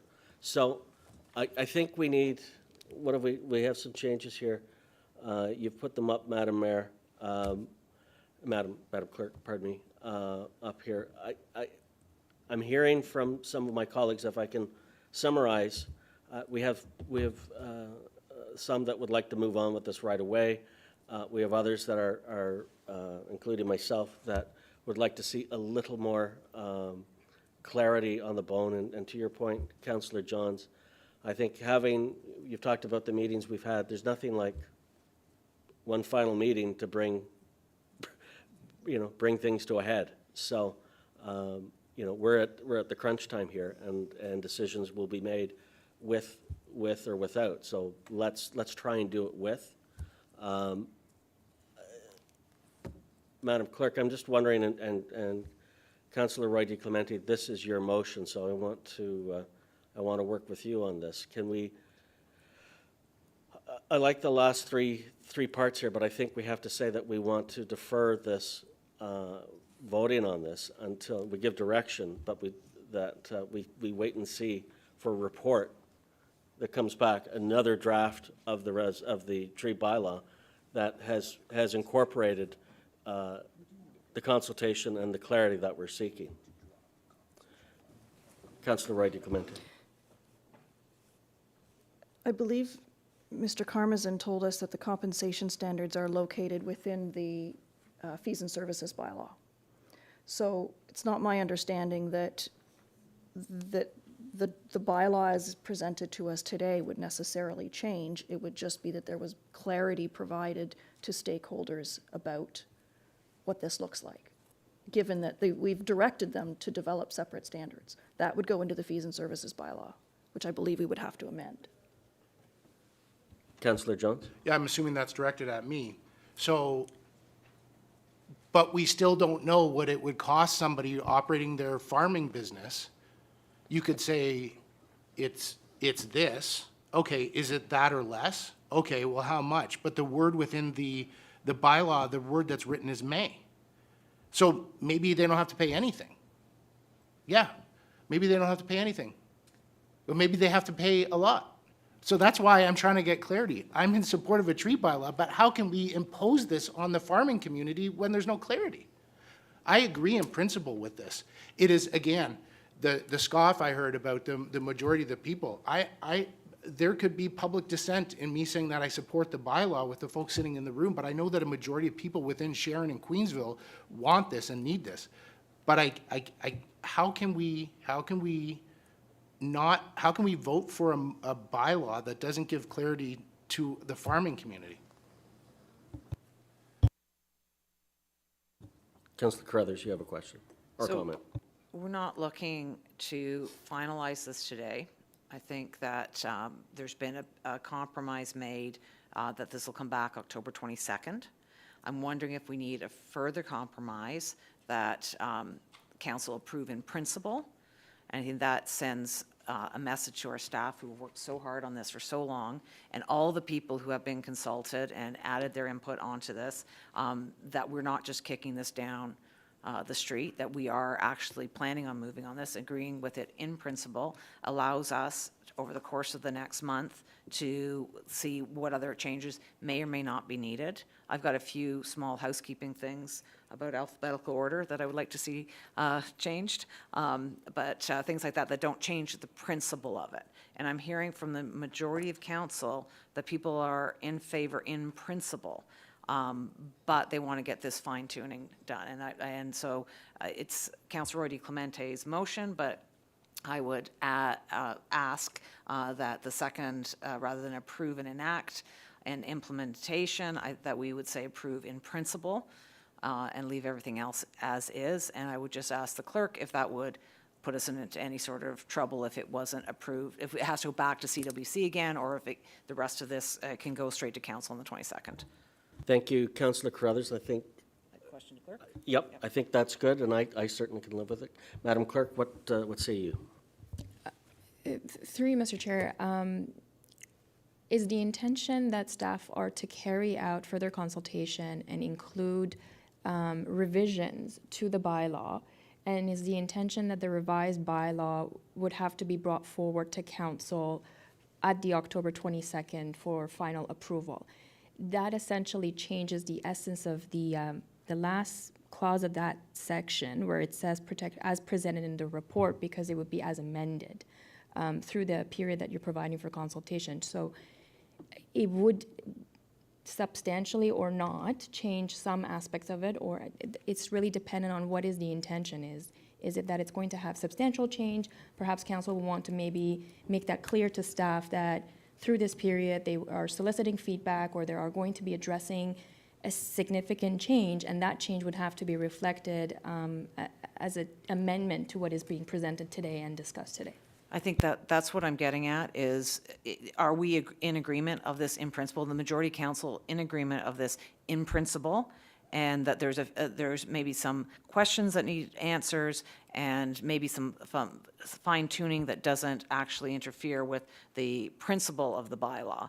And so my question to you, Madam Clerk, is, does it need to come back to a CWC, or if there is fine tuning, if we agree to this in principle as presented, and we're agreeing in principle, then can it go right to council on the 22nd? Or does our process say it has to come back to CWC? Madam Clerk? Through you, Mr. Chair, the challenge I have is that I'm not fully in possession of what those changes are. So typically, committee discusses or reviews the changes that you are soliciting through those public consultation. And depending on the nature of that change, whether it's a substantial change or a minor one, you would want to incorporate a mechanism to bring that back for council's consideration. Typically, that is done in the committee setting to make those recommendations to council. So that's the difficulty, is in the absence of knowing what those changes could be, it's difficult to provide recommendation to council on what the risks would be. Yeah, my sense would be that we'd have to bring it back to committee of the whole on the 22nd. Councillor Roy DeClement. We are completely within our rights to bring something to council and ratify it at council. Am I not correct? Through Mr. Chair, that is correct. Council can bring items to your council meeting setting to ratify, and you could also make revisions and changes through that setting and forum as well. And staff can prepare a report for us that goes on a council agenda. Through you, Mr. Chair, that's correct. Staff can do that. So by suggesting that instead of ratifying this in 2 weeks, we bring it back to, and the resolution says for consideration, not even ratification. It just says on October 22nd that it be brought for consideration. So that it allows for that time for questions to be answered. If staff find something new and want to report to us, they can do so through a report to council, rather than what this is, which is a recommendation from committee to council. So we don't necessarily need to come back to CWC, we simply bring it to council. I don't see if we need a report. That's up to staff. If they feel that they need to report to us, they can. I suspect that they might want to put a memo on top of it to let us know how the past month went. Go ahead, Madam Clerk. Through Mr. Chair, I was just clarifying whether or not a report was something that they had, councillor had in mind, but. Councillor Leahy. Thank you very much through you, Mr. Chair. Well, then I would like to suggest, since we're expending so much time on the exact wording of this in order to get it passed today, that we remove the second two clauses here in order to make it really simple and really straightforward. If it was just to be passed in principle, then I think that it is premature to be approving the enactment and approving initial funding for arborist services. And we remove those two clauses so that we can just have the additional clauses highlighted in blue that we will vote on. It's your motion, Councillor Roy DeClement. Mr. Chair, Councillor Carruthers suggested that we introduce the words in principle into the second clause, that council approve in principle the enactment and implementation. That is my resolution that I would like to present to committee today, and I move that we call the question. All right, the question has been called. Do we have any questions? The vote is, sorry. Councillor Jones. I had a comment, but the vote was big. All right. Voting for this, just Madam Clerk, just so that I'm clear, we can vote in favor. We can vote for this. That does not preclude us from making changes that could be then brought forward to committee for ratification. I want to be crystal clear on that. I want folks in the audience to be crystal clear that this is not in any shape or form endorsing what is today will be the same as what moves forward on October 22nd. Through you, Mr. Chair, I believe the intent of council is that this will be done in principle, and there will be a consultation, and the item will be brought back for council's consideration on the October 22nd council meeting. I believe those are still viable options for council should the body require additional information. No decision is being made at committee at this time. All of that discussion would take place at the council meeting that is scheduled on October 22nd. Okay, so consultation will, if we vote for this, consultation will go forward. Amendments and changes can still be made. Through you, Mr. Chair, I believe that was the intent Yep. of Councillor Roy DeClemente's statement, was Sorry, that there if would I'm- be a mechanism to bring additional information at that meeting. I appreciate your indulgence. All right, the vote has been called. All those in favor? I have one 1, 2, 3, 4, 5. Motion is carried. All right. Thank you very much for this. This has been emotional. I'm going to recommend, Madam Mayor, that we take a 5-minute, 10-minute, okay, 10-minute break, and we'll be back at it. I thank everyone for coming.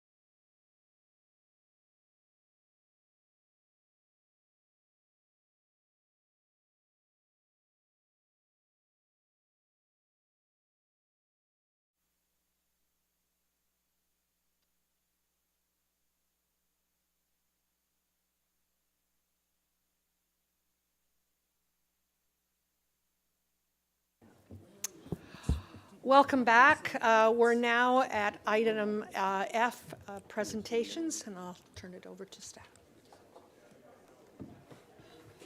Through Madam Mayor, this particular presentation is the joint presentation by Development Services and the Central York Chamber of Commerce.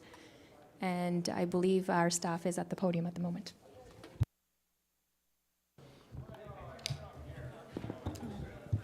Just wait for the presentation. All right. No intro? Thank you very much for the opportunity. I believe Margot has some opening words. Yeah, thank you. Thank you. Through you, Madam Mayor. Yes, committee is aware that occasionally we have updates on economic development activity and some of the progress that they've made in carrying out the strategy. So we have our Manager of Economic Development, Brennan Kenny, here to present that. And today he is also joined by the Executive Director of the Central York Chamber, who will be presenting on their activities and plans as well. So I'll turn it over to Brennan. Thank you very much. Always good to stand in front of you and provide updates on our activities and take questions. With the added bonus of having my colleague from the Central York Chamber of Commerce, we thought that was relevant. They've come up in discussion a few times. So happy to share the podium with Chris. Next slide, please. So we're going to go through many of our activities very quickly for you under various banners. So the first thing I want to talk about is how we support investment in EG. We call this investment attraction from time to time, investment readiness. I want to let you know we have over 60 clients right now in our pipeline, and I want to define that pipeline very clearly for you because we often act as matchmaker. These are investors that are performing due diligence in our community. These are developers in the approvals process that we're helping to support, building owners offering space, those 4 lease signs that you see throughout the community, not very many in EG, I will say, and businesses seeking that space. And often that we found our roster of businesses seeking space is actually expanding quite rapidly because if you go down a little bit, the vacancy rate is about 3% for retail and service. And to put that into context for you, that's about 46,000 square feet across the community in not large contiguous places of about the 1.2 million that we have in retail and service sector, most of which happens to be at Yonge and Green Lane. I think it's over 800,000 of the 1.2 million. We also focus on development project management. So a couple of things have happened. Metris has broken ground at Yonge and Green Lane. That's something that economic development shepherded through the development process. And that was something where we had accelerated timelines for an end user, which we're very excited to announce at some point. I think there was announced here, but there's still some. They're a publicly traded company, so I don't want to note it too specifically until they do. And we basically involve economic development in certain projects, large and small, based on employment potential and unsticking certain situations, customer service, and other things that we can help support throughout the process. Next slide, please.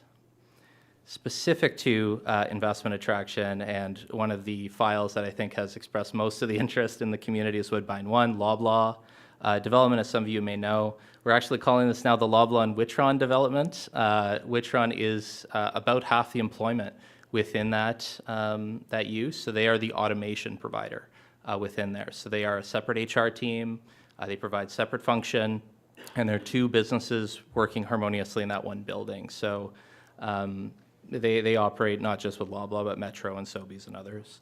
All told, there'll be over 600 employees, and that does not include trucking, transportation, logistics, anything that happens outside the building. That is wholly within the building, and it's split about 50-50. We are supporting with their hiring and training needs with both of their HR teams, which we're working with individually and in parallel, sometimes in collaboration. We don't have any job fairs or anything to announce at this point. They're very slowly rolling out. But when we do have something to announce, we'll definitely announce it publicly and widely as we support them with space, marketing, communications, and a lot of other things. We are collaborating with York Region on transit service. This is something that was critical, not just for Loblaw and Witron, the end users, but for Rice Group, the developer in this case, working with all of those parties collaboratively to bring effective transit service to the Woodbine corridor, and especially this development. Next slide, please.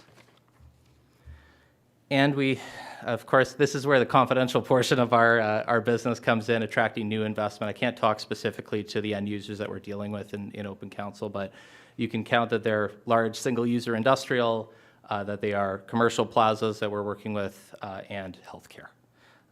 We're also working through, often we'll see entrepreneurs and small businesses that have never gone through a development process come to us, and how do we support those? So we're working internally on a video series that we believe will start to simplify that process for them, walking them through the planning, walking them through our Advantage EG service, walking them through the building permit process, hopefully alleviating some of those concerns and answering questions before they occur in the process. So there's less surprises for them. Even though we're very experienced, we deal with this every day, we live this, it's not obvious for people, the development process. How do we simplify that for them? And finally here, we are doing an update to our advantageg.ca website, and think of it as kind of 3 websites in one: local business support, investment attraction, and workforce and talent is kind of the 3 pieces to our business. And next slide, please. One of the new things that we've done this year is familiarizing staff and investors to EG. We actually did a couple of pilots internally with our town staff. We brought the entirety of development services almost on a York Region Transit bus throughout the community. You know, a lot of staff work behind their desks or can't get out into the community as much as we would like, so familiarizing them with the new developments, new opportunities, things that are changing within our rapidly growing community. You can see some smiling faces in the blue bubble there. I think Mario front and center. We're now working directly with investors. So actually this morning, had an investor come in that is considering a manufacturing investment in East Gwillimbury, brought them through the community in about an hour in a town vehicle, and it was really helpful for them to visualize and contextualize their investment in EG. Next slide, please. We also celebrate business milestones. You can see council pictured here, part of council at Pizza 77. Wanted to include a quote on some of the impacts that we've seen and kind of humanize the presentation a little bit for you with a few stories. And you know, Ruth and George, incredible journey serving the community. Deeply grateful to council and staff and everybody else in the community that supported 31 years with them. So our celebrations are not just grand openings, they are anniversaries, they are celebrating large contracts. I heard a 6th anniversary earlier. We're here to support. If the business finds it important, we find it important. So how can we celebrate with you? How can we bring a little bit of engagement, a little bit of interest to that as well? And you'll see a large uptake in this part of our service as we see those new commercial plazas, those new industrial. I think I may have said this at a previous presentation, but get your smiles polished because they are going to come out quite often as we have more celebrations in the community. Next slide, please. We also just generally support East Gwillimbury's businesses. We call this business retention expansion. You know, Stephen Yu and Maggie Chan, they run Maple Study Link that helps international students navigate the system in Canada, specifically the education system, and ensures a smooth transition to Canadian life. And you can see some of the outcomes that have come from interacting directly with our services, with Y-Space through York University's services locally. And they say we chose East Gwillimbury for its supportive business environment and proximity to key educational hubs. So we have a great opportunity to do attraction and support of businesses. We call this a bit of a made in EG solution. We don't need to rely on external agencies. They do exist and we love to collaborate and support, but they can receive that support directly from the town as well. Next slide, please. And high-speed internet, which is critical to the goals in our strategic plan. Actually, this week we were provided an update from YorkNet that will come directly to council as a form of correspondence in the future. Later this year, what you'll see specifically is that parts of Leslie Street, Holborn Road, Second Concession, Algonquin Forest Drive, and Doane, in small portions, will be eligible to connect to the YorkNet service. It really depends on where the infrastructure is, where the fiber is led, how does it connect to the relays. It's all little bits and pieces just south of Ravenshoe. And in 2025, you'll start to see vastly more come on to the service as they're able to connect to that. You can actually see in the green where most of YorkNet is connected. You'll start to see substantially more in the eastern portion of it. And I'll be able to share with council in the future the change that we've seen in YorkNet's service from when they started 7-8 years ago to where they are now is substantial. We're very lucky to have that. So what you'll see is you'll see not necessarily YorkNet knocking at your door. It'll be Galaxy Fiber. That is their internet service provider that they have partnered with. They're the ones that'll set up the call center, have the marketing, and provide the actual packages for people as they're moving forward. And next slide, please. So last for me, just looking ahead a little bit, we do a small business week coming up, October 20th to 26th. We do have some events planned for that, training, open house at the Doane House. We now moved our economic development offices by appointment at the Doane House. So we'd love to have council come out to do that. It's a busy week with many, many, supports and services and webinars and seminars and trainings. Some of them do overlap. It's a bit unavoidable during Small Business Week. It's Local Government Week as well. So we do invite council to come out to the Doan House on that day, and we've actually set a tour of Nimi Family Farm for the afternoon to be able to engage with local business there as well. And just notably, we'll also have Neighbor Media, who you may know from our celebrations. They'll be talking about communicating in a digital age. So some training for our businesses, which I think will go over really well with our business community. At this time, I'm going to invite Chris to step up to the podium and talk to the Central York Chamber of Commerce. Thank you so much, Madam Mayor, members of council. Happy birthday, Councillor. First of all, it's great to be here. We're now 10 months into the merged Chamber of Commerce, and so we've got some great news to share about things we've been up to, but also the road ahead. And so if we go to the next slide, some of you may recall how this all emerged was the East Gwillimbury Chamber had approached the board of the Central York Chamber of Commerce, the Newmarket Chamber of Commerce, to talk about how we could maybe support. They had a part-time staff member. They were finding that they weren't having meetings over the past year, et cetera, and they were trying to see about opportunity. And so we all got together. We did due diligence, consulted with our members, and it was overwhelmingly supported to merge.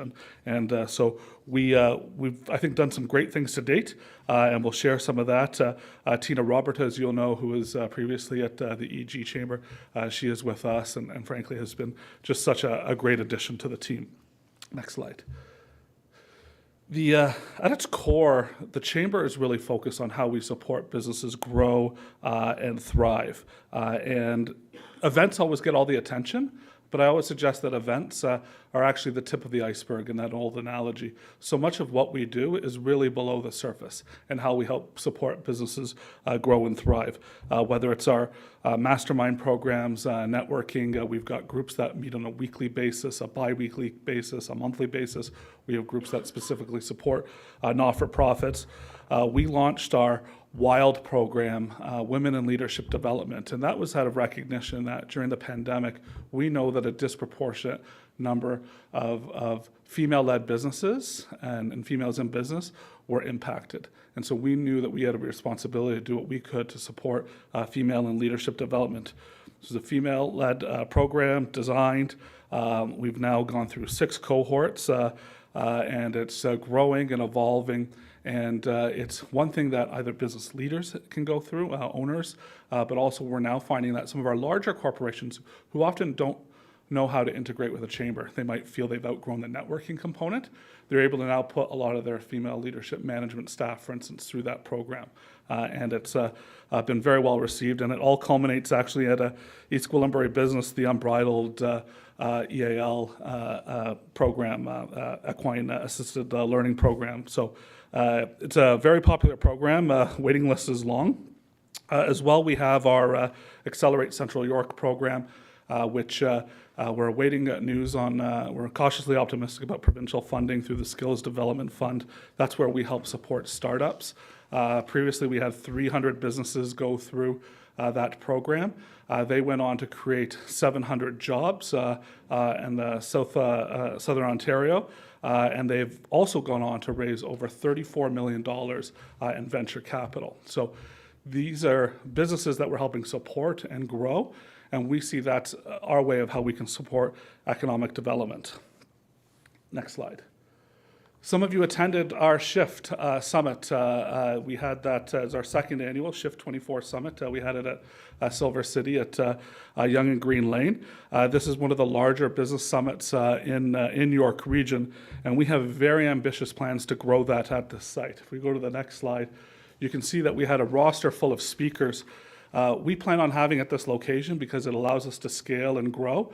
Our goal is to make this the preeminent multi-day business summit. We want businesses coming from all over the Greater Toronto Area to this location in East Gwillimbury, where they can learn from business leaders. And I will say, to give you the background on SHIFT, who don't know, for those of you that don't know, SHIFT is a recognition that we kind of learned through COVID that we all had to pivot, we had to shift, we had to evolve. But the reality is, that's business. that's life, right? And you always have to be evolving and pivoting and shifting. So we bring together leading speakers. You can see on the top right there is Justice Faith Betty, who has helped businesses learn how to implement diversity, equity, and inclusion and belonging practices in their business. The top left there is Jen Harper.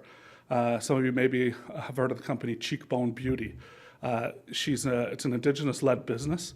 She was on Dragon's Den, and they're all kicking themselves right now for not investing because she is doing so well, and she came and really inspired this group of business leaders with just a compelling story. We had a Lead Hership panel, again, where we really focus on giving business leaders, female business leaders, the tools to succeed and to grow. Next slide. Again, I noted that when the EG board approached Newmarket, there was the chamber had been pretty quiet, beyond Farm to Fork. For instance, there had been years without the business awards, different events. We've made a real concerted effort to make sure that we're introducing a full slate of events. In fact, there are actually more events when we get to the end of this year that will have been held in East Gwillimbury than in Newmarket. So it's important to call that out. Last week, we had our breakfast networking event at Shawnee Golf Club talking about AI and how that can support how businesses can leverage it. Obviously, Farm to Fork and the town is a big supporter of that, and for that, we appreciate that. We're looking to grow and expand that as well. But this year we've got a new private supporter in Basel Development. But that's an area when we listen to council. I know Councillor Carruthers certainly brought it up during the budget process about the idea of it being costing members from the community. And so because of this sponsorship, it's now free for everyone to attend. So we want to make sure we know that we hear you. But it supports all of the more people we have engaged, the better it is for our farms, the agricultural community, which I know all of you support so well, in this town. We're lucky to have a great relationship with ECDEV and you, Madam Mayor, and bringing back the Mayor's Breakfast. We're excited for that, and we'll be having that at Silver Lakes Golf Club. And then Shatter and Shine, which is our annual women's brunch, which will be held at Beertown, a brunch with an incredibly inspiring speaker that will, again, focus on how we can better support women in business. Next slide. I just spoke to that, so we'll skip that. I really want to speak in general where we're going. And we've had a great, as I noted, with Brenda and Brittany and your team here, and all of you we've seen at events and things like that.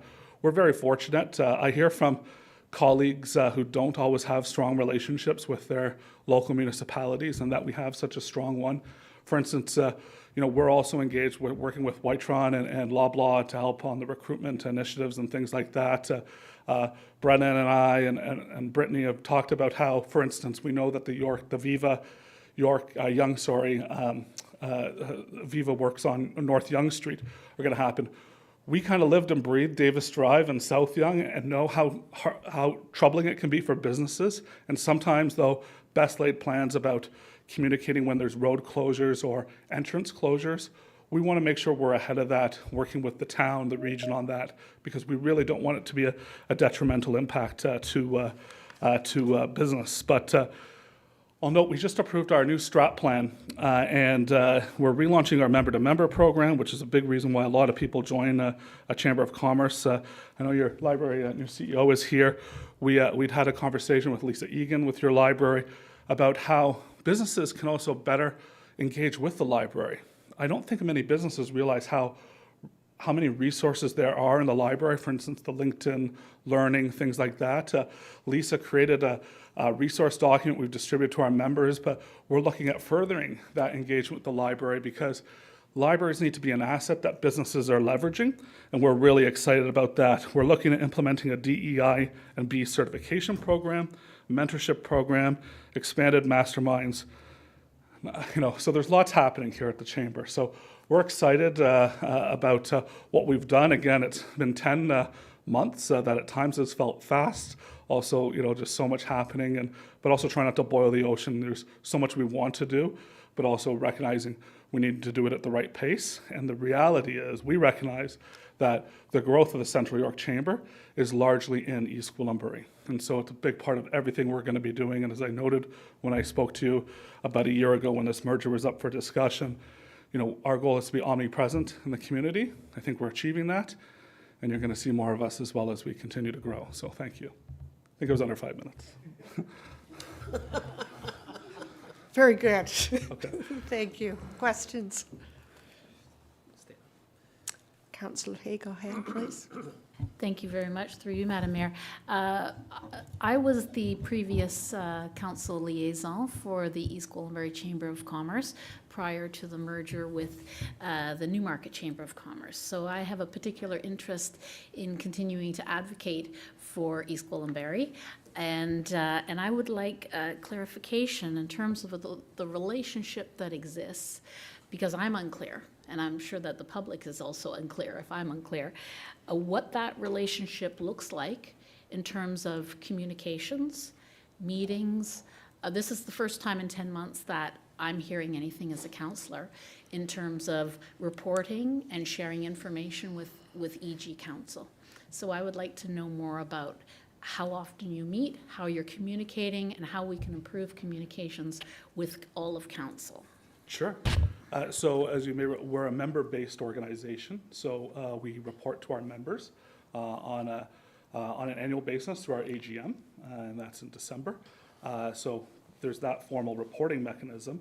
Our relationship with the town is that formally the town is a member, one of about 800 members. So that's that relationship. And with respect, councillors, if you're not on our newsletter list, please sign up. So if you're not getting information, I know I've seen you at events, so obviously you're getting some information somehow. But if you're not getting some information, let us know. But generally our net news, which goes out twice a month, and our social media captures everything we're up to. I think maybe just add a little bit on the nature. So Chris and I are not having what I would say regularly scheduled meetings. I think it's as, the need arises to be able to collaborate. So for example, the Mayor's Breakfast, we're collaborating a little bit more often as we discuss that and work through that with Madam Mayor. So it's sort of as the need arises. I think for most part, we're attending events. We're trying to push those events through our newsletter as well, but certainly open any feedback and opportunity for improvement. And I have one follow-up question, if I may, Madam Mayor. It's with regard to jobs and how important jobs is, which is the goal, obviously, of the Economic Development Department. We want to attract businesses and we want to create and grow the number of jobs that we have within East Gwillimbury. And so I was disappointed with the fact that with Loblaws and Withdrawn, we were told that there would be a job fair, that would be publicized. And so on multiple occasions, I had inquiries from residents, and I think we need to improve this piece of communication. So I was told that I should instruct residents to sign up for EG Advantage and that they would hear about the jobs. Yep. And then on one day I would just happen to be going through to a grocery store I don't normally frequent, and I saw a flyer on a bulletin board advertising Withdrawn jobs. Now, when they were building that facility, we were touting there would be the creation of over 1,000 jobs, and many residents are hoping that those will be local jobs. And so I would like to understand how we can improve the communication, and for myself as a counselor, but also for residents who are seeking employment, what is the process that they should go through if they are looking to get some of these jobs that you are attracting? Yeah, sure. Thank you for the question. Withdrawn, to our knowledge, has 2 to 3 jobs up at a time at this point. They're not looking at sort of a wide range of jobs. What they're doing essentially right now is hiring 3 to 6 people a month, and then sort of ramping up until Q1 2025 and sort of later this year, where you'll see those sort of more traditional job fairs. So that's what I've been referring to, is sort of those large scale, we advertise in advance, we have 10, 20, 50, 100, 150 jobs available. So there may be the odd job that are coming out. Our knowledge and basically our communication through Withdrawn and Loblaw is that they're mostly management jobs at this point, that they've been transitioning through their systems. For example, the on-site manager for Loblaw, I believe, transitioned from St. John's because he was formally trained and those types of things. And there's a very, very slow ramp up right now of those jobs. So we are communicating that. As we get into large scale, that's when our newsletter would come out and people would see that pretty much front and center. At this point, again, 2 to 3 jobs is kind of, I think I went on the withdrawn site a couple days ago, there were 3 jobs available. They're not necessarily looking for hundreds and hundreds of resumes. They feel pretty comfortable at how many resumes they're getting at this point. Most of them are from local, some of them for regional. They've talked with Georgina, they've talked with Durham Region, they talked with others as well. So we'll continue to manage that and communicate that. Thank you. And just to follow up on that, Madam Mayor, so do we have some concrete next steps in terms of how council can understand how you're proceeding with jobs and how that will be, if there'll be any kind of a structured campaign through the town for this job creation process? Certainly. Their timeline is our timeline. We're not going to dictate the timeline of the job fair to them. So they've said they'll come back when they have those opportunities to talk with the community more widely. We've talked about engagement with them. For example, at a farmer's market, we decided that wasn't going to be the right fit. But you will see them engaging through town events as you start to head into Q4 and into Q1. Their intention is to open at this point, I think, in Q1 of 2025. So you'll start to see over those last 2 quarters, which we're now heading into, a lot more activity on that file. And again, just a note, we are dealing with 2 employers, not just one. So Withdrawn and Loblaw are acting independently. Their HR are independent, they are separate teams, they are separate organizations. So you may not see them collaborate on a job fair, you may see them collaborate on a job fair. We're working through what that might look like and how we can best support the town. Communication is what we do, marketing and sales is what we do in economic development, so we'll certainly broadcast that widely, not just with our newsletter, but with signage and other opportunities as well. Thank you very much. Go ahead, please. Thanks, Madam Mayor. Through you, I just wanted to say thank you both for your excellent effort. Again, it is a pleasure to see folks that are engaged in their efforts and they live and breathe it and get up and feel so passionately about the work that they were doing. And I recognize we're tight on time, but I just wanted to use this time to wish Chris Emmanuel well as he is getting married on October 5th. So I just wanted to give my sincere best wishes to Chris. So thank you. The next bigger event after Farm to Fork. Takes priority. Councillor Roy DeClemente, go ahead, please. Thank you, Madam Mayor. Through you to Mr. Emmanuel, thank you for coming forward to us, and we'd like to see you more often, I guess, is the message that I think we're trying to convey to you. Can you tell us a little bit about how the merger has enhanced business in EG? So have you signed up new members that weren't members of the EG chamber, and have you been able to attract new members of your 800? Where are you sitting with EG folks? We have, and it's a big part of where our focus is, because the reality is we've had a very high penetration rate into Newmarket, and so for us, the timing was actually perfect in that regard. So it's allowed us to sign up new members, and perfect example is, you look at that Green Lane corridor, right? And actually, this is an example that hasn't been done well in Newmarket and other chambers historically, but EG businesses are stepping up, and I look to those bigger box type retail stores. Rona has really stepped up. They're actually up for an award Thursday night at our Business Excellence Awards.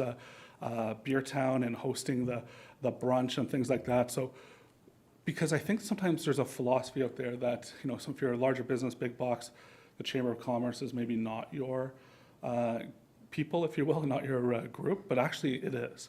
And that's where, for instance, we've been promoting the WILD program for, managers at, say, Rona and other businesses. So that's where businesses can leverage that. Sure, like I said, the events are that top piece of the iceberg.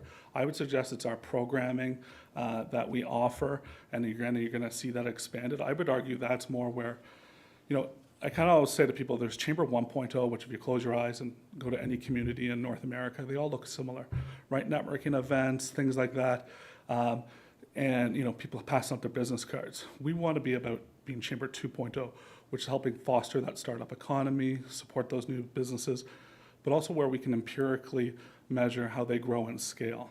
And that's where I think our future is.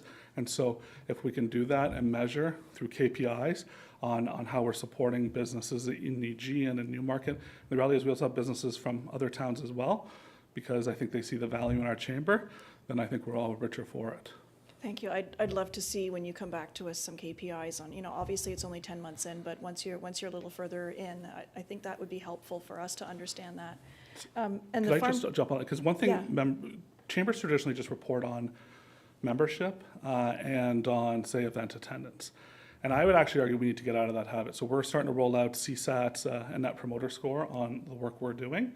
But as well, we're also focused on the outcomes. So if I put you in a room, which would always make us feel great in the past, where you get 80 people and you're networking, but if you don't come out of that room with a meaningful interaction, contact, things like that, then I've wasted your time. But if I put you in a room full of 8 people, which traditionally may not have been viewed as a success, but you come out with 3 authentic conversations and potential leads for your company, that's way better. So we're trying to change the outlook of chambers and what we measure to be better focused on outcomes and rather than the traditional metrics. absolutely. I think members are always looking to see that they've got business, that business is coming to them as a result of their membership in the chamber. I wanted to highlight the Farm to Fork, and I know it's the first year that you're running it. I'm a little concerned that the advertising came out a little bit late for it, and I'm not even sure who's on the tour this year. So I'm hoping that a little bit of attention can be paid to the website for the Farm to Fork to make it a little bit more robust. Just feedback for you. And I'm looking forward to the awards ceremony. I think I put in a couple of nominations, and I think there were some finalists that were part of that. So I'm pleased to see that, and I'm looking forward to that as well. On your website, to Councillor Leahy's point, is there a spot for your members to post that they are hiring? Is there a job board? Not on our website, and we've done that in the past and historically years. The reality is that marketplace, the job market, and I have a past life in recruitment for a large Yes. call center, and I'm aware. people go to Indeed, they go to Monster, and Google, and actually Google gave up Google Jobs because they couldn't compete with Indeed. So the reality is, we could do that. It's pretty much a vanity exercise in that it's not where job seekers think to go and businesses. We're better off making sure that we educate businesses on how best to use the tools that exist, like Indeed. Wonderful, thank you.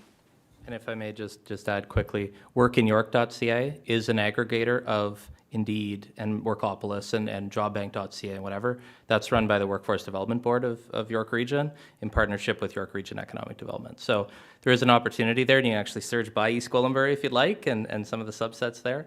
That's a really good resource for business, and we put that in our newsletter a couple times. Madam Mayor? Yes, go ahead. Could you just repeat that, please? You said it quickly. Is it Oh, Work yep. North or Work York? Sorry, workinyork.ca. Work in York? Yes, I believe. Workinyork.ca. Yeah, and that I would use as the #1 job board before you go to any other job board if you're seeking a job in York Region. Well, this is a learning opportunity, I think, for everybody. So as a Absolutely. counselor, I would like to have that information shared with me so that I can, pass it along to residents who are asking questions. And if I may, Madam Mayor, I have one final question about Farm to Fork, because it's one of my very favorite activities throughout the year. We get the opportunity to visit the farms and buy everything we'd like to have for our Thanksgiving meal, and I think that's a good angle for promoting it as well.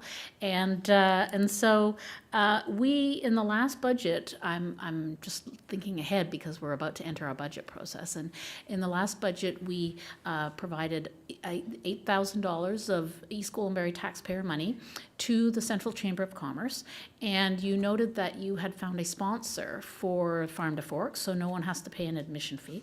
So how was that $8,000 spent? Two components. One, I know that Tina, first of all, the same people are actually organizing it last year as it was this year. So Tina from our team is the lead on it. Advertising only actually went 4 days later than last year, so I did want to flag that. I agree, the website, it's been a headache, and it's literally evolving as we speak. It's been evolved since we connected earlier, Councillor. So we'll provide, we're going to be coming to that budget meeting and report exactly how that money is being spent. Primarily, it's around promotion, marketing, all of that. As you recall, we also engage a contractor to help us coordinate with the farms initially to get them all on board, et cetera. That was all part of the last presentation. And so we'll report on that. And the added investment just allows us to market it that much more. So one final question. Every time we have a conversation here, it stimulates more questions.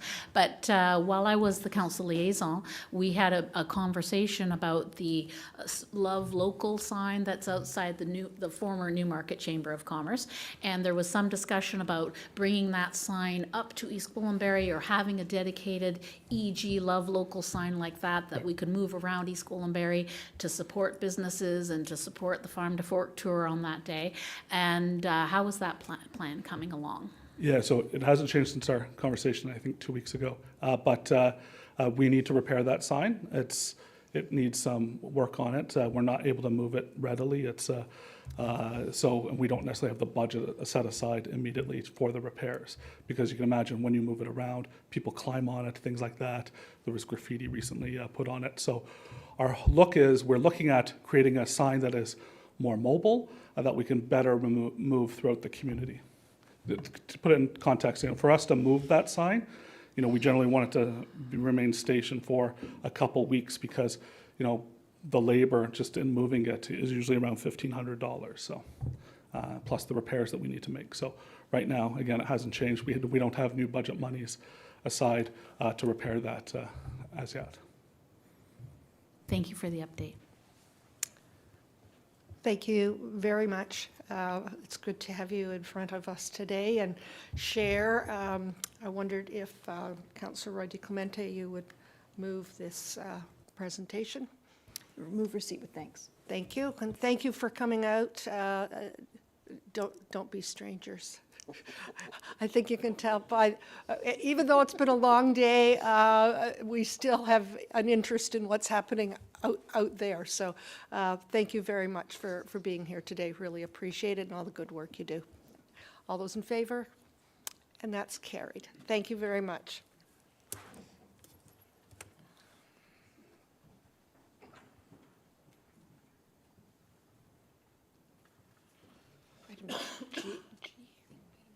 We're at item G, and that is regarding our East Gwillimbury Public Library.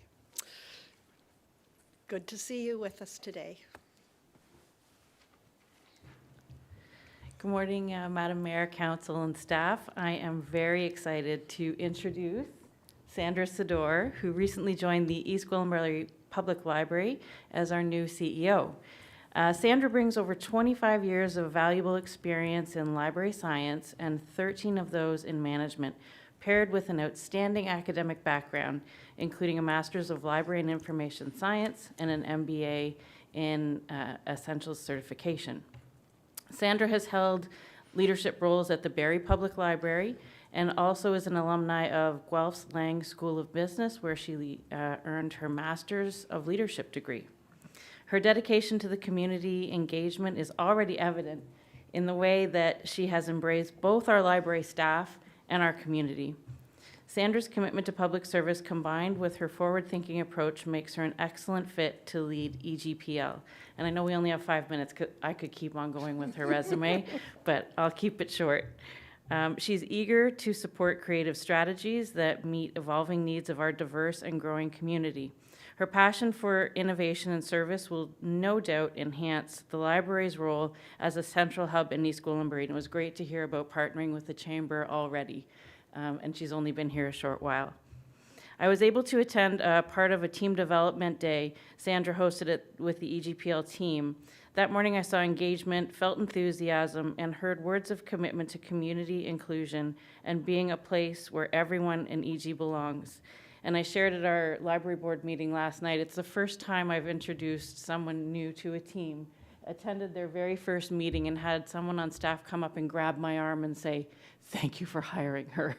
So that was very, very positive for us. I'd also like to take a moment to sincerely thank Angela Ramsey for her exceptional leadership as our outgoing CEO. Angela made significant strides during her tenure with the 2023 to 2026 strategic plan, overseeing branch renovations and welcoming a new library board. Through this transition, she has been exceptional in making sure that Sandra has a soft place to land, and I appreciate her service.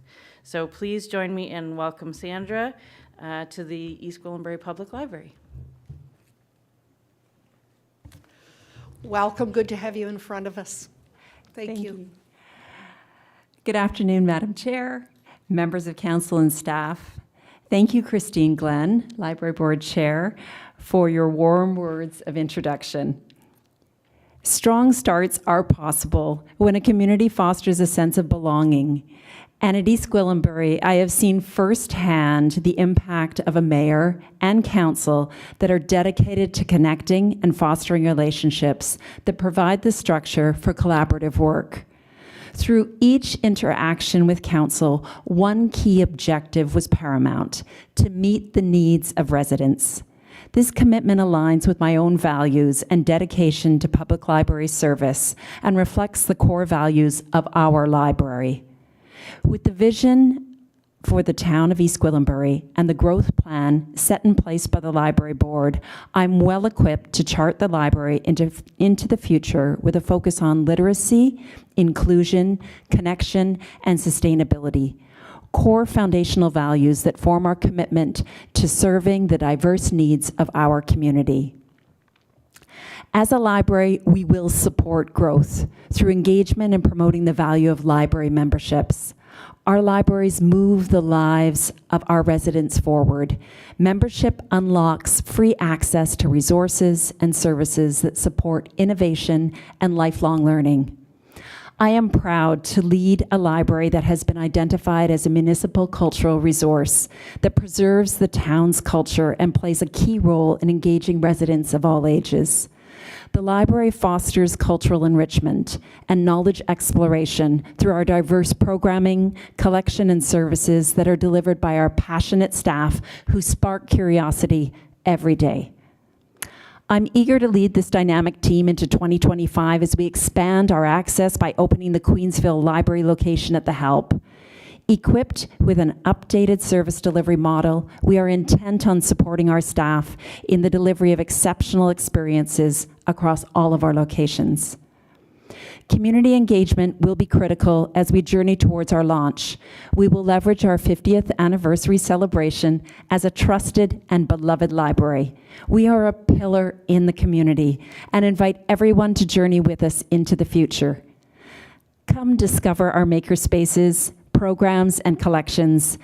Connect with our neighbors, and together let's build healthy communities. Thank you. Thank you very much, Sandra. I had the opportunity to meet with Sandra, I guess it's a couple weeks ago now. Yes. And what a professional in every way you are, and I know that you're going to do very well with our community.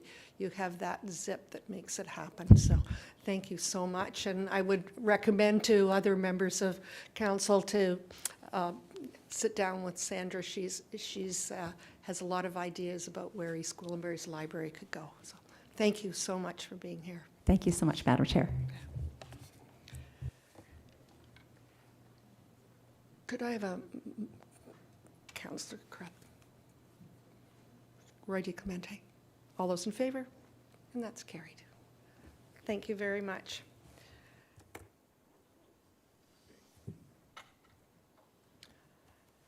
We're moving on to item H, and that's finance. Before passing the chair over to Councillor Johns, I will make some comments related to the upcoming budget process. On the agenda day, Council will first receive a 2024 mid-year financial overview, and following under item 2 will be dealing with development of the 2025 budget.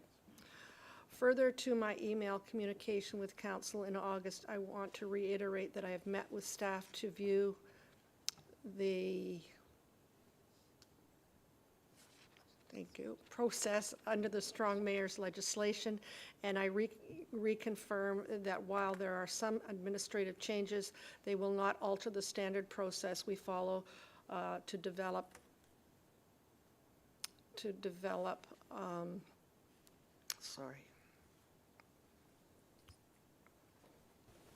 Madam Mayor, just bear with me for a moment. It appears that your laptop is having a issue.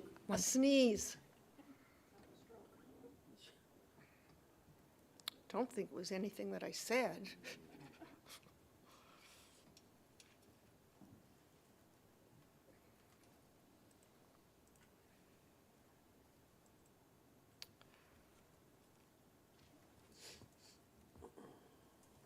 There we are. I want to reiterate that I have met with staff to review the process under the Strong Mayor's legislation, and I reconfirm that while there are some administrative changes, they'll not alter the standard or process we follow to develop our budget. My expectation is that we will all continue to work respectfully and collaboratively as we develop our 2025 budget. And I'll turn it over to Councillor Johns. Thank you, Madam Mayor. I don't think we want to dispose of the presentations from our finance department and vote to keep moving forward, but I just want to be conscious of the time. So we have 52 minutes and we have a 6 o'clock. I am happy to keep going. If committee, I'm happy to keep going. I just wanted to give space to allow for the thought that this is some heavy lifting here. I can keep going, or I'll give pause if the mayor or clerk has any suggestions. No suggestions, we'll plow ahead. Okay. Need a mover to Finance Presentation 2024 Mid-Year Financial Overview. We have Councillor Carruthers, and I turn it over to Mr. Marshall.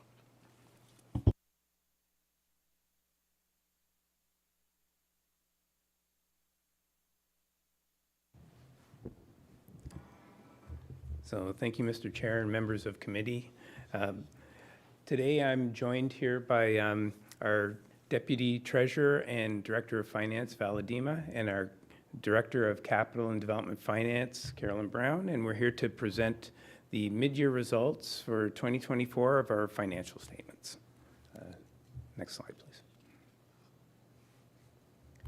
So just as a background for the 2024 budget, the Council approved operating and capital expenditures of $75.4 million. That, with previously approved capital projects that are still active in the amount of $116.3 million. The total approved expenditures for 2024 are $191.7 million. So at this point, I'd like to turn the presentation over to Ms. Adima, who will be stepping you through the operating analysis for mid-year.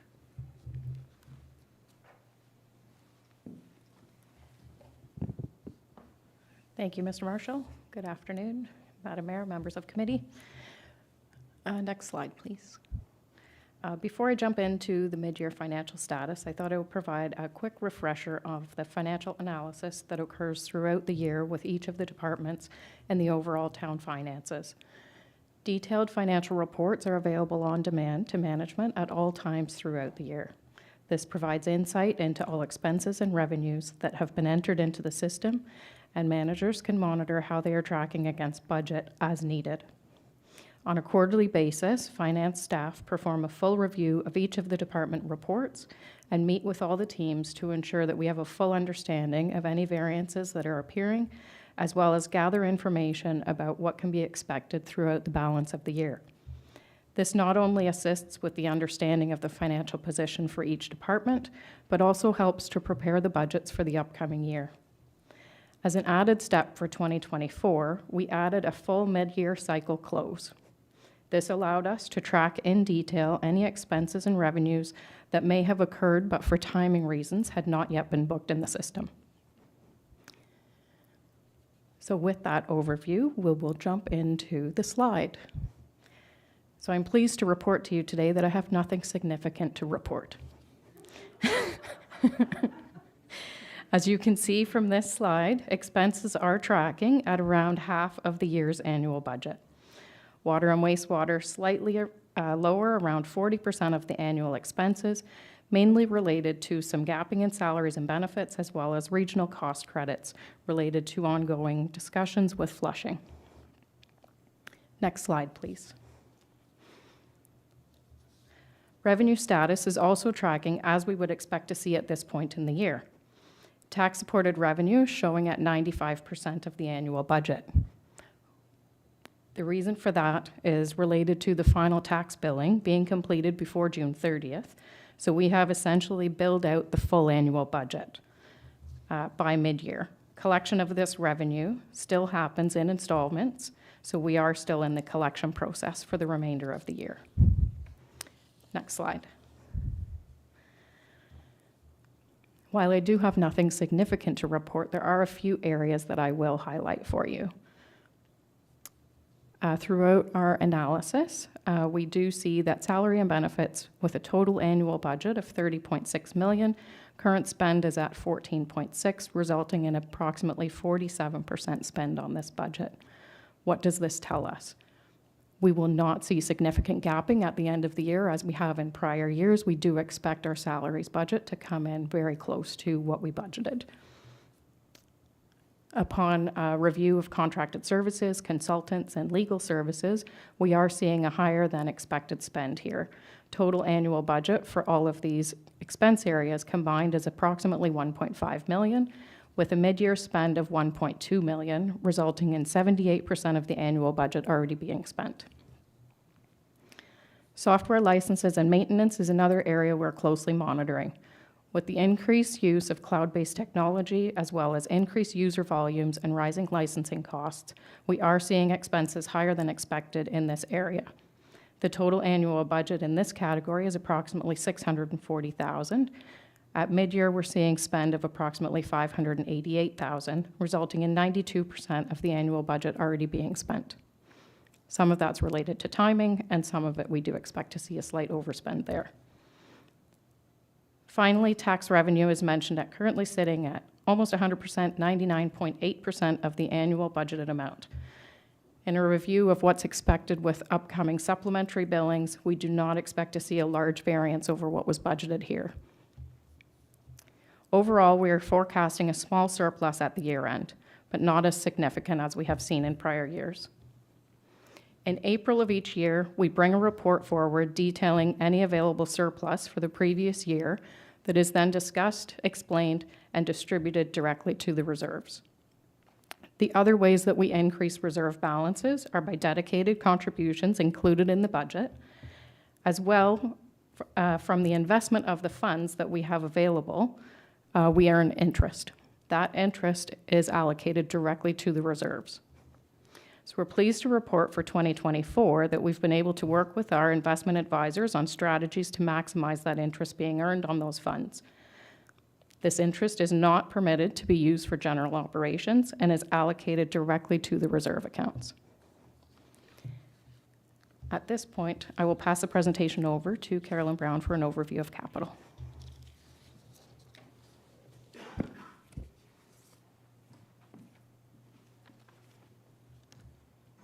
Thank you. Good afternoon.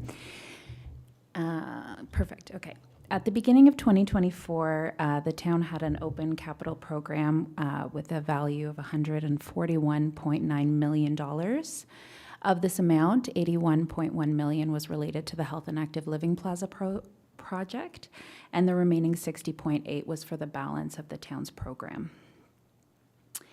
At the mid-year point, we spent a combined $59 million on our capital projects, having completed 51% of the HALP project and 28% of the remaining program.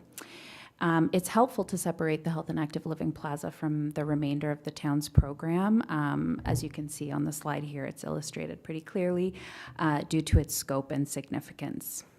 Next slide, please. So at the start of 2024 this year, the town had 179 open capital projects. Of those projects, 100 had been carried forward from previous years and 79 were approved as part of the 2024 annual budget process. Currently, there's $82.9 million in open capital projects, of which 39.4, almost half, is related to the HELP. 50 projects have already been completed this year. 103 are on track, and we're tracking that 26 have been delayed by at least 90 days. The delayed projects only represent 8% of our open capital program, and projects can be delayed for a variety of reasons, including awaiting delivery of vehicles and equipment despite having completed the purchasing process. We're also awaiting further information or permits from some partner organizations such as the LSRCA or York Region or others. Keeping pilot projects open with remaining funds for implementation and results analysis, and then sometimes projects require additional budget, so they have to remain open. Currently, we're anticipating carrying forward 77 projects into next year, of which 51% are multi-year projects, which means we were anticipating bringing them forward anyways. It's not due to any type of delay. Next slide, please. So as always, we like to provide a summary, quite a high-level summary of the town's top 10 kind of major projects and their current status in advance of our budget, where we do the full detailed review. These 10 projects represent 81% of the town's open capital program, and they are multi-year initiatives. On this slide, of course, we are highlighting the Health and Active Living Plaza. We've also got our bridge rehabilitation initiatives, the Yonge Street multi-use path, and the revitalizations of downtown Holland Landing and Mount Albert. Next slide, please. Thank you. On this slide, we're highlighting the road rehab program, our community secondary plans, the asset management program, which is well underway, and the second phase of the Simcoe Trail construction project, which is ready to tender in the fall. If you have any project-specific questions at this time, I would invite you to direct them to the appropriate general manager. Otherwise, that concludes our mid-year financial overview presentation. Thank you. Wonderful. Thank you so much. So to that end, we did have a mover representing. So now do we have any questions from the committee? Councillor Leahy. Thank you very much, through you, Mr. Chair. I have two questions, and it's regarding the budget process and some information on a slide that you had regarding key highlights. And in the budget process for 2025, one of the items is salaries and benefits. And under guiding principles, it states that it's providing for cost of living allowances, COLA, and collective agreement obligations. So I would like to have a better understanding of whether or not the cost of living allowances that are being looked at in this budget process include mayor and council salaries.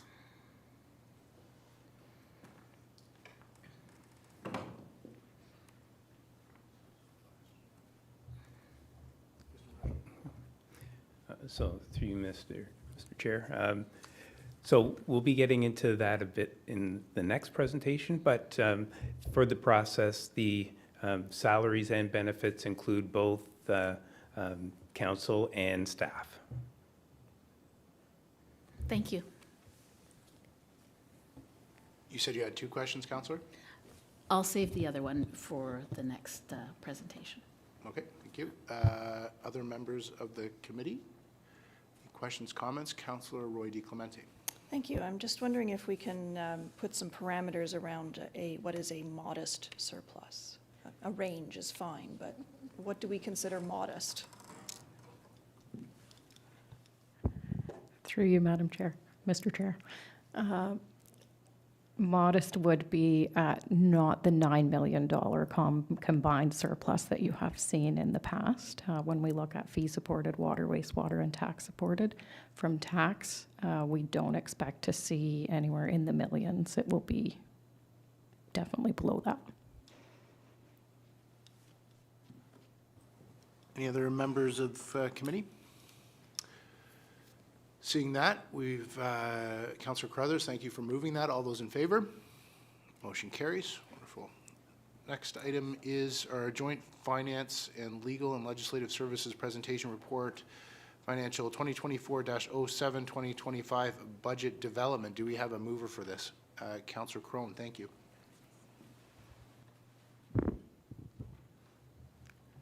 Thank you, Mr. Chair. I'm back again to go through the proposed budget process for 2025. So the 2025 budget cycle will be the first cycle that is impacted by strong mayor legislation. So because of that, there will be some changes to the budget process that you've gone through in the past. However, despite these changes, as you've heard as well, the mayor has indicated that to us that she would like the budget process to remain as similar as possible to previous year's budgets. And she wants to also ensure that council and the public have the same opportunities to provide input into the budget as they have in the past.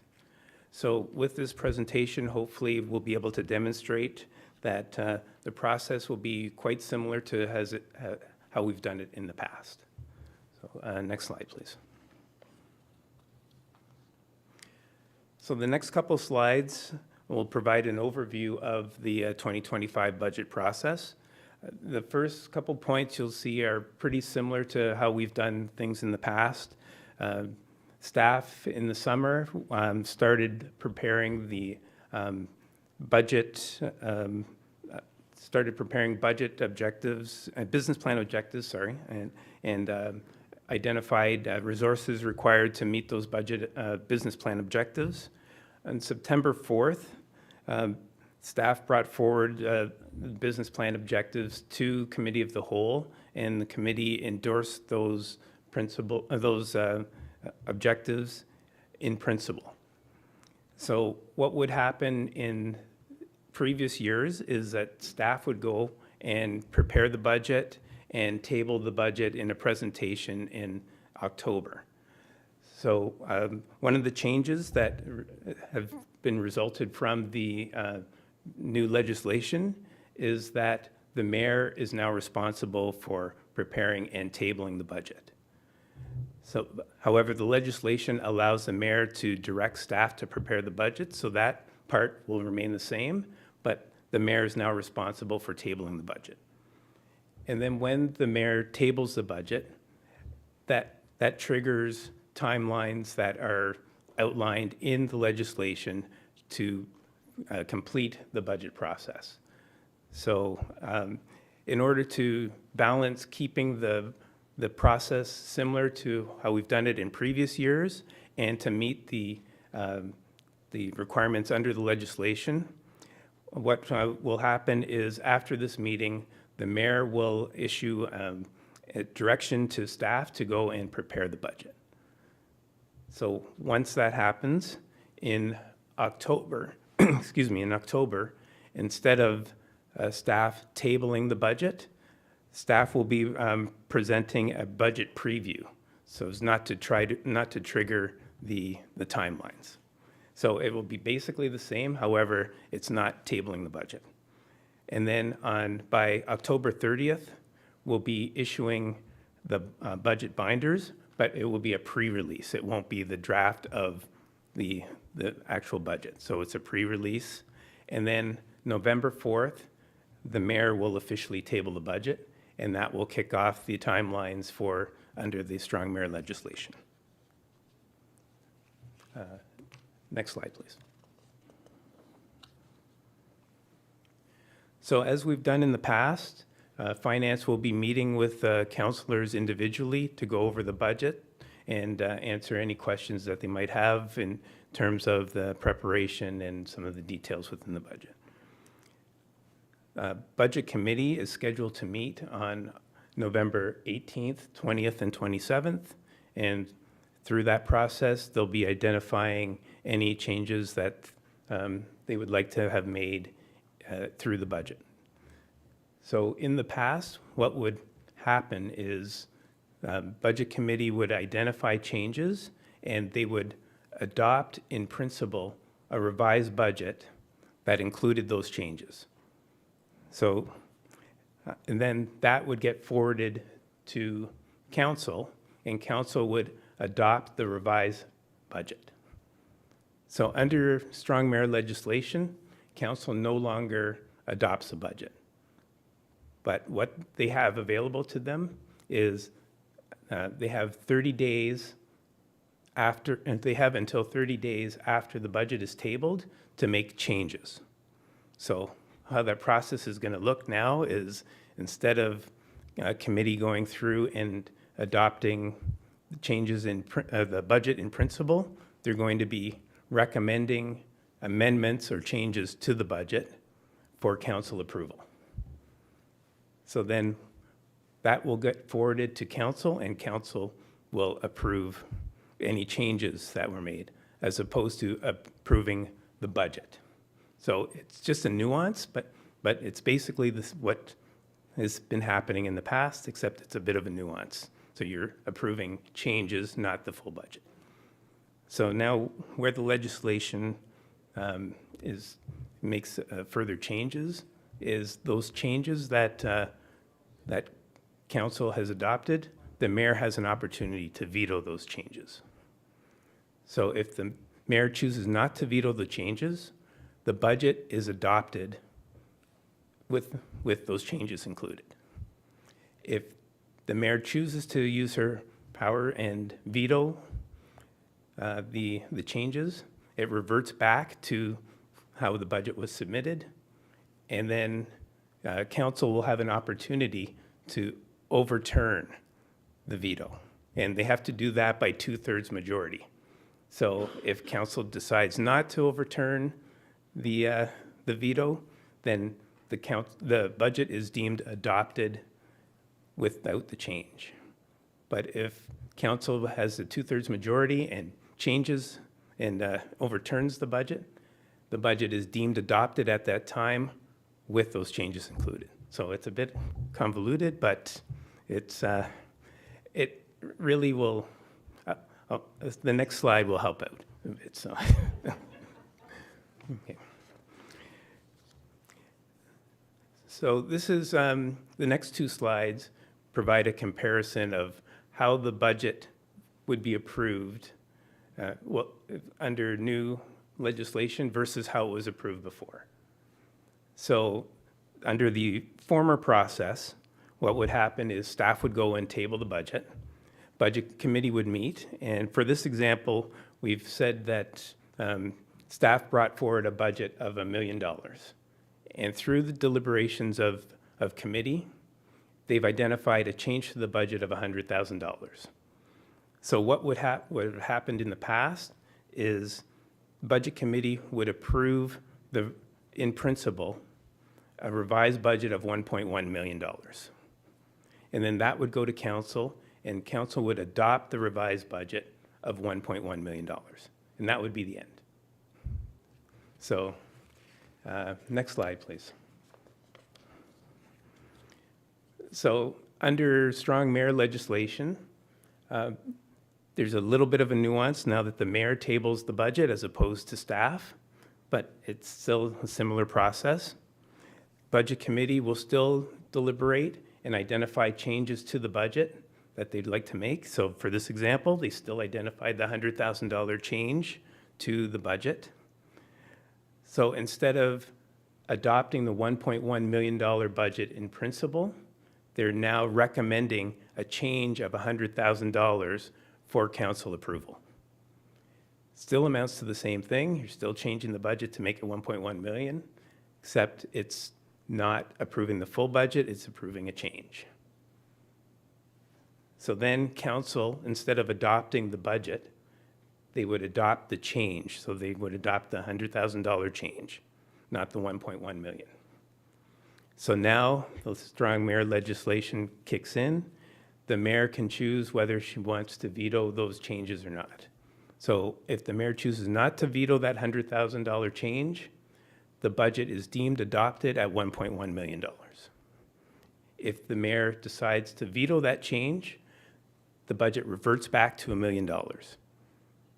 So then council has the opportunity to overturn the veto. If they choose not to, the budget is deemed adopted at $1 million. If council gets 2/3 majority and overturns it, the budget is deemed adopted at $1.1 million. So that's a simplified version. There's probably a few nuances to it, but that's probably the best way I can explain how that would probably work. So next slide, please. So, as I mentioned, after this meeting, the mayor will be directing staff to go ahead and prepare the budget for 2025. So staff is going to prepare the draft budget, making sure that the budget satisfies the guiding principles shown up here. And these aren't new. You've seen these several times before because this is how we have prepared our budget for the past several years. And our goal is to make sure that we meet these principles while ensuring the town continues to have the lowest relative taxes in York Region. So with that, I'm happy to answer any questions. Thank you, sir. Around the table, I saw Councillor Carruthers put her hand up. Councillor Carruthers. Thank you. As you're describing it, it's like giving me flashbacks to like some role-playing game. We each get to choose a weapon and a magic stone or something like that. Anyways, I think you laid it out very clearly. I noticed in your other presentation, the first picture was of a sharpened pencil, so I'm glad we don't have to ask you to sharpen your pencils. They are sharp. Sorry. Excellent. I had a question about when the mayor tables the budget on November the 4th, our council meeting is on November the 5th. Does she table the budget at the council meeting on the 5th or the day before? So through you, Mr. Chair, in accordance with strong mayor legislation, the mayor doesn't have to table it at a meeting. Okay. So it'll probably be an email or a letter coming out. Excellent, okay. And then just one other comment. When we talk about service level increases, I was wondering if, as part of the budget process, staff could provide us with a list for the past few years, without going to a whole lot of work, of all the service level increases that council has passed. Because every year, people see taxes going up, and we say, well, that's because we're increasing services. So it'd be nice to have a handy-dandy chart, and your charts are fantastic, that shows all the things that we have added over the years. If it's not too much trouble, if there's a way to kind of put that all in one place, whether it's for this term or whatever's easiest for you. Thanks. Councillor Leahy. Thank you very much, through you, Mr. Chair. My question is with regard to the slide that talked about the proposed budget timelines, and I'm seeking some clarification. On November 18th, 20th, and 27th, it states that there will be budget deliberations with Budget Committee, and then committee proposes amendments to the budget. So who is going to be on the Budget Committee in terms of its composition? Who selects the individual councillors who are going to serve on the Budget Committee? And with the new strong mayoral powers, is it limited to the committee proposing amendments, or do individual councillors still maintain the right to put forward a motion to make an amendment as an individual councillor? So through you, Mr. Chair. So the Budget Committee members are members of council. So it's similar to what we've done in the past. We've had Budget Committee, which is the members of council form that, and that will be the same for this year. Sorry, so your second question was? Well, it's just the clarification of the process. So how do we, if it's different from previous years, the proposed amendments or changes as you referred to them, the process, how does that look moving forward during these budget deliberations? How do we propose an amendment if we want to make one as a budget committee? So through you, Mr. Chair. So during the budget committee deliberations, similar to what you've done in the past, we'll go through budget by department, and at that time, council members or committee members will have the opportunity to identify anything that they would like to bring out for discussion, and they can make opportunities for amendments at that time. It has to be the majority of committee that approves that in order for it to go forward, but it's similar to what has been done in the past. Very good. So, but theoretically, if I may, through you, Mr. Chair, the mayor could potentially veto amendments that are made by the Budget Committee. So through you, Mr. Is that Chair. correct? So the mayor has veto power once the amendments have been approved by council. So if So once it's been identified by Budget Committee and approved by Council, the mayor can then choose to veto if she'd like.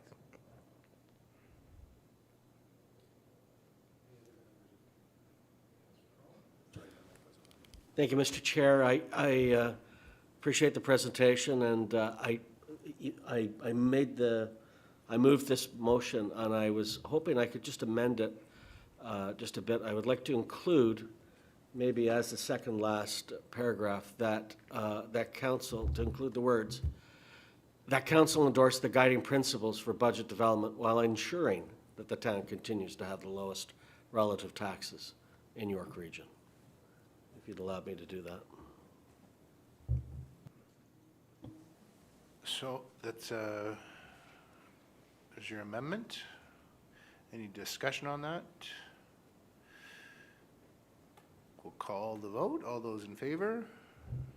All those opposed? Motion carries. Okay. Thank you, Mr. Marshall. Thank you, team. Madam Mayor, I turn it back over to you. Thank you. I sent everyone a little note prior to the Development Services were aware that we have a 6 o'clock council meeting and 2 scheduled statutory public meetings. Looking at the time now, it's preferred. What is the preference of the committee with respect to the balance of the agenda? Yes, go ahead, please. Given that there's really only about 3 items left, I'd like to suggest that we recess CWC until after our council meeting. I think we can knock those items off pretty quickly after we're done. We also have people coming for our council meeting as well, Mr. Parks. So we want to be available as well. So are people comfortable with that? If you're looking for a mover. Thank you. All those in favor? And that's carried. And we will recess and be back after council.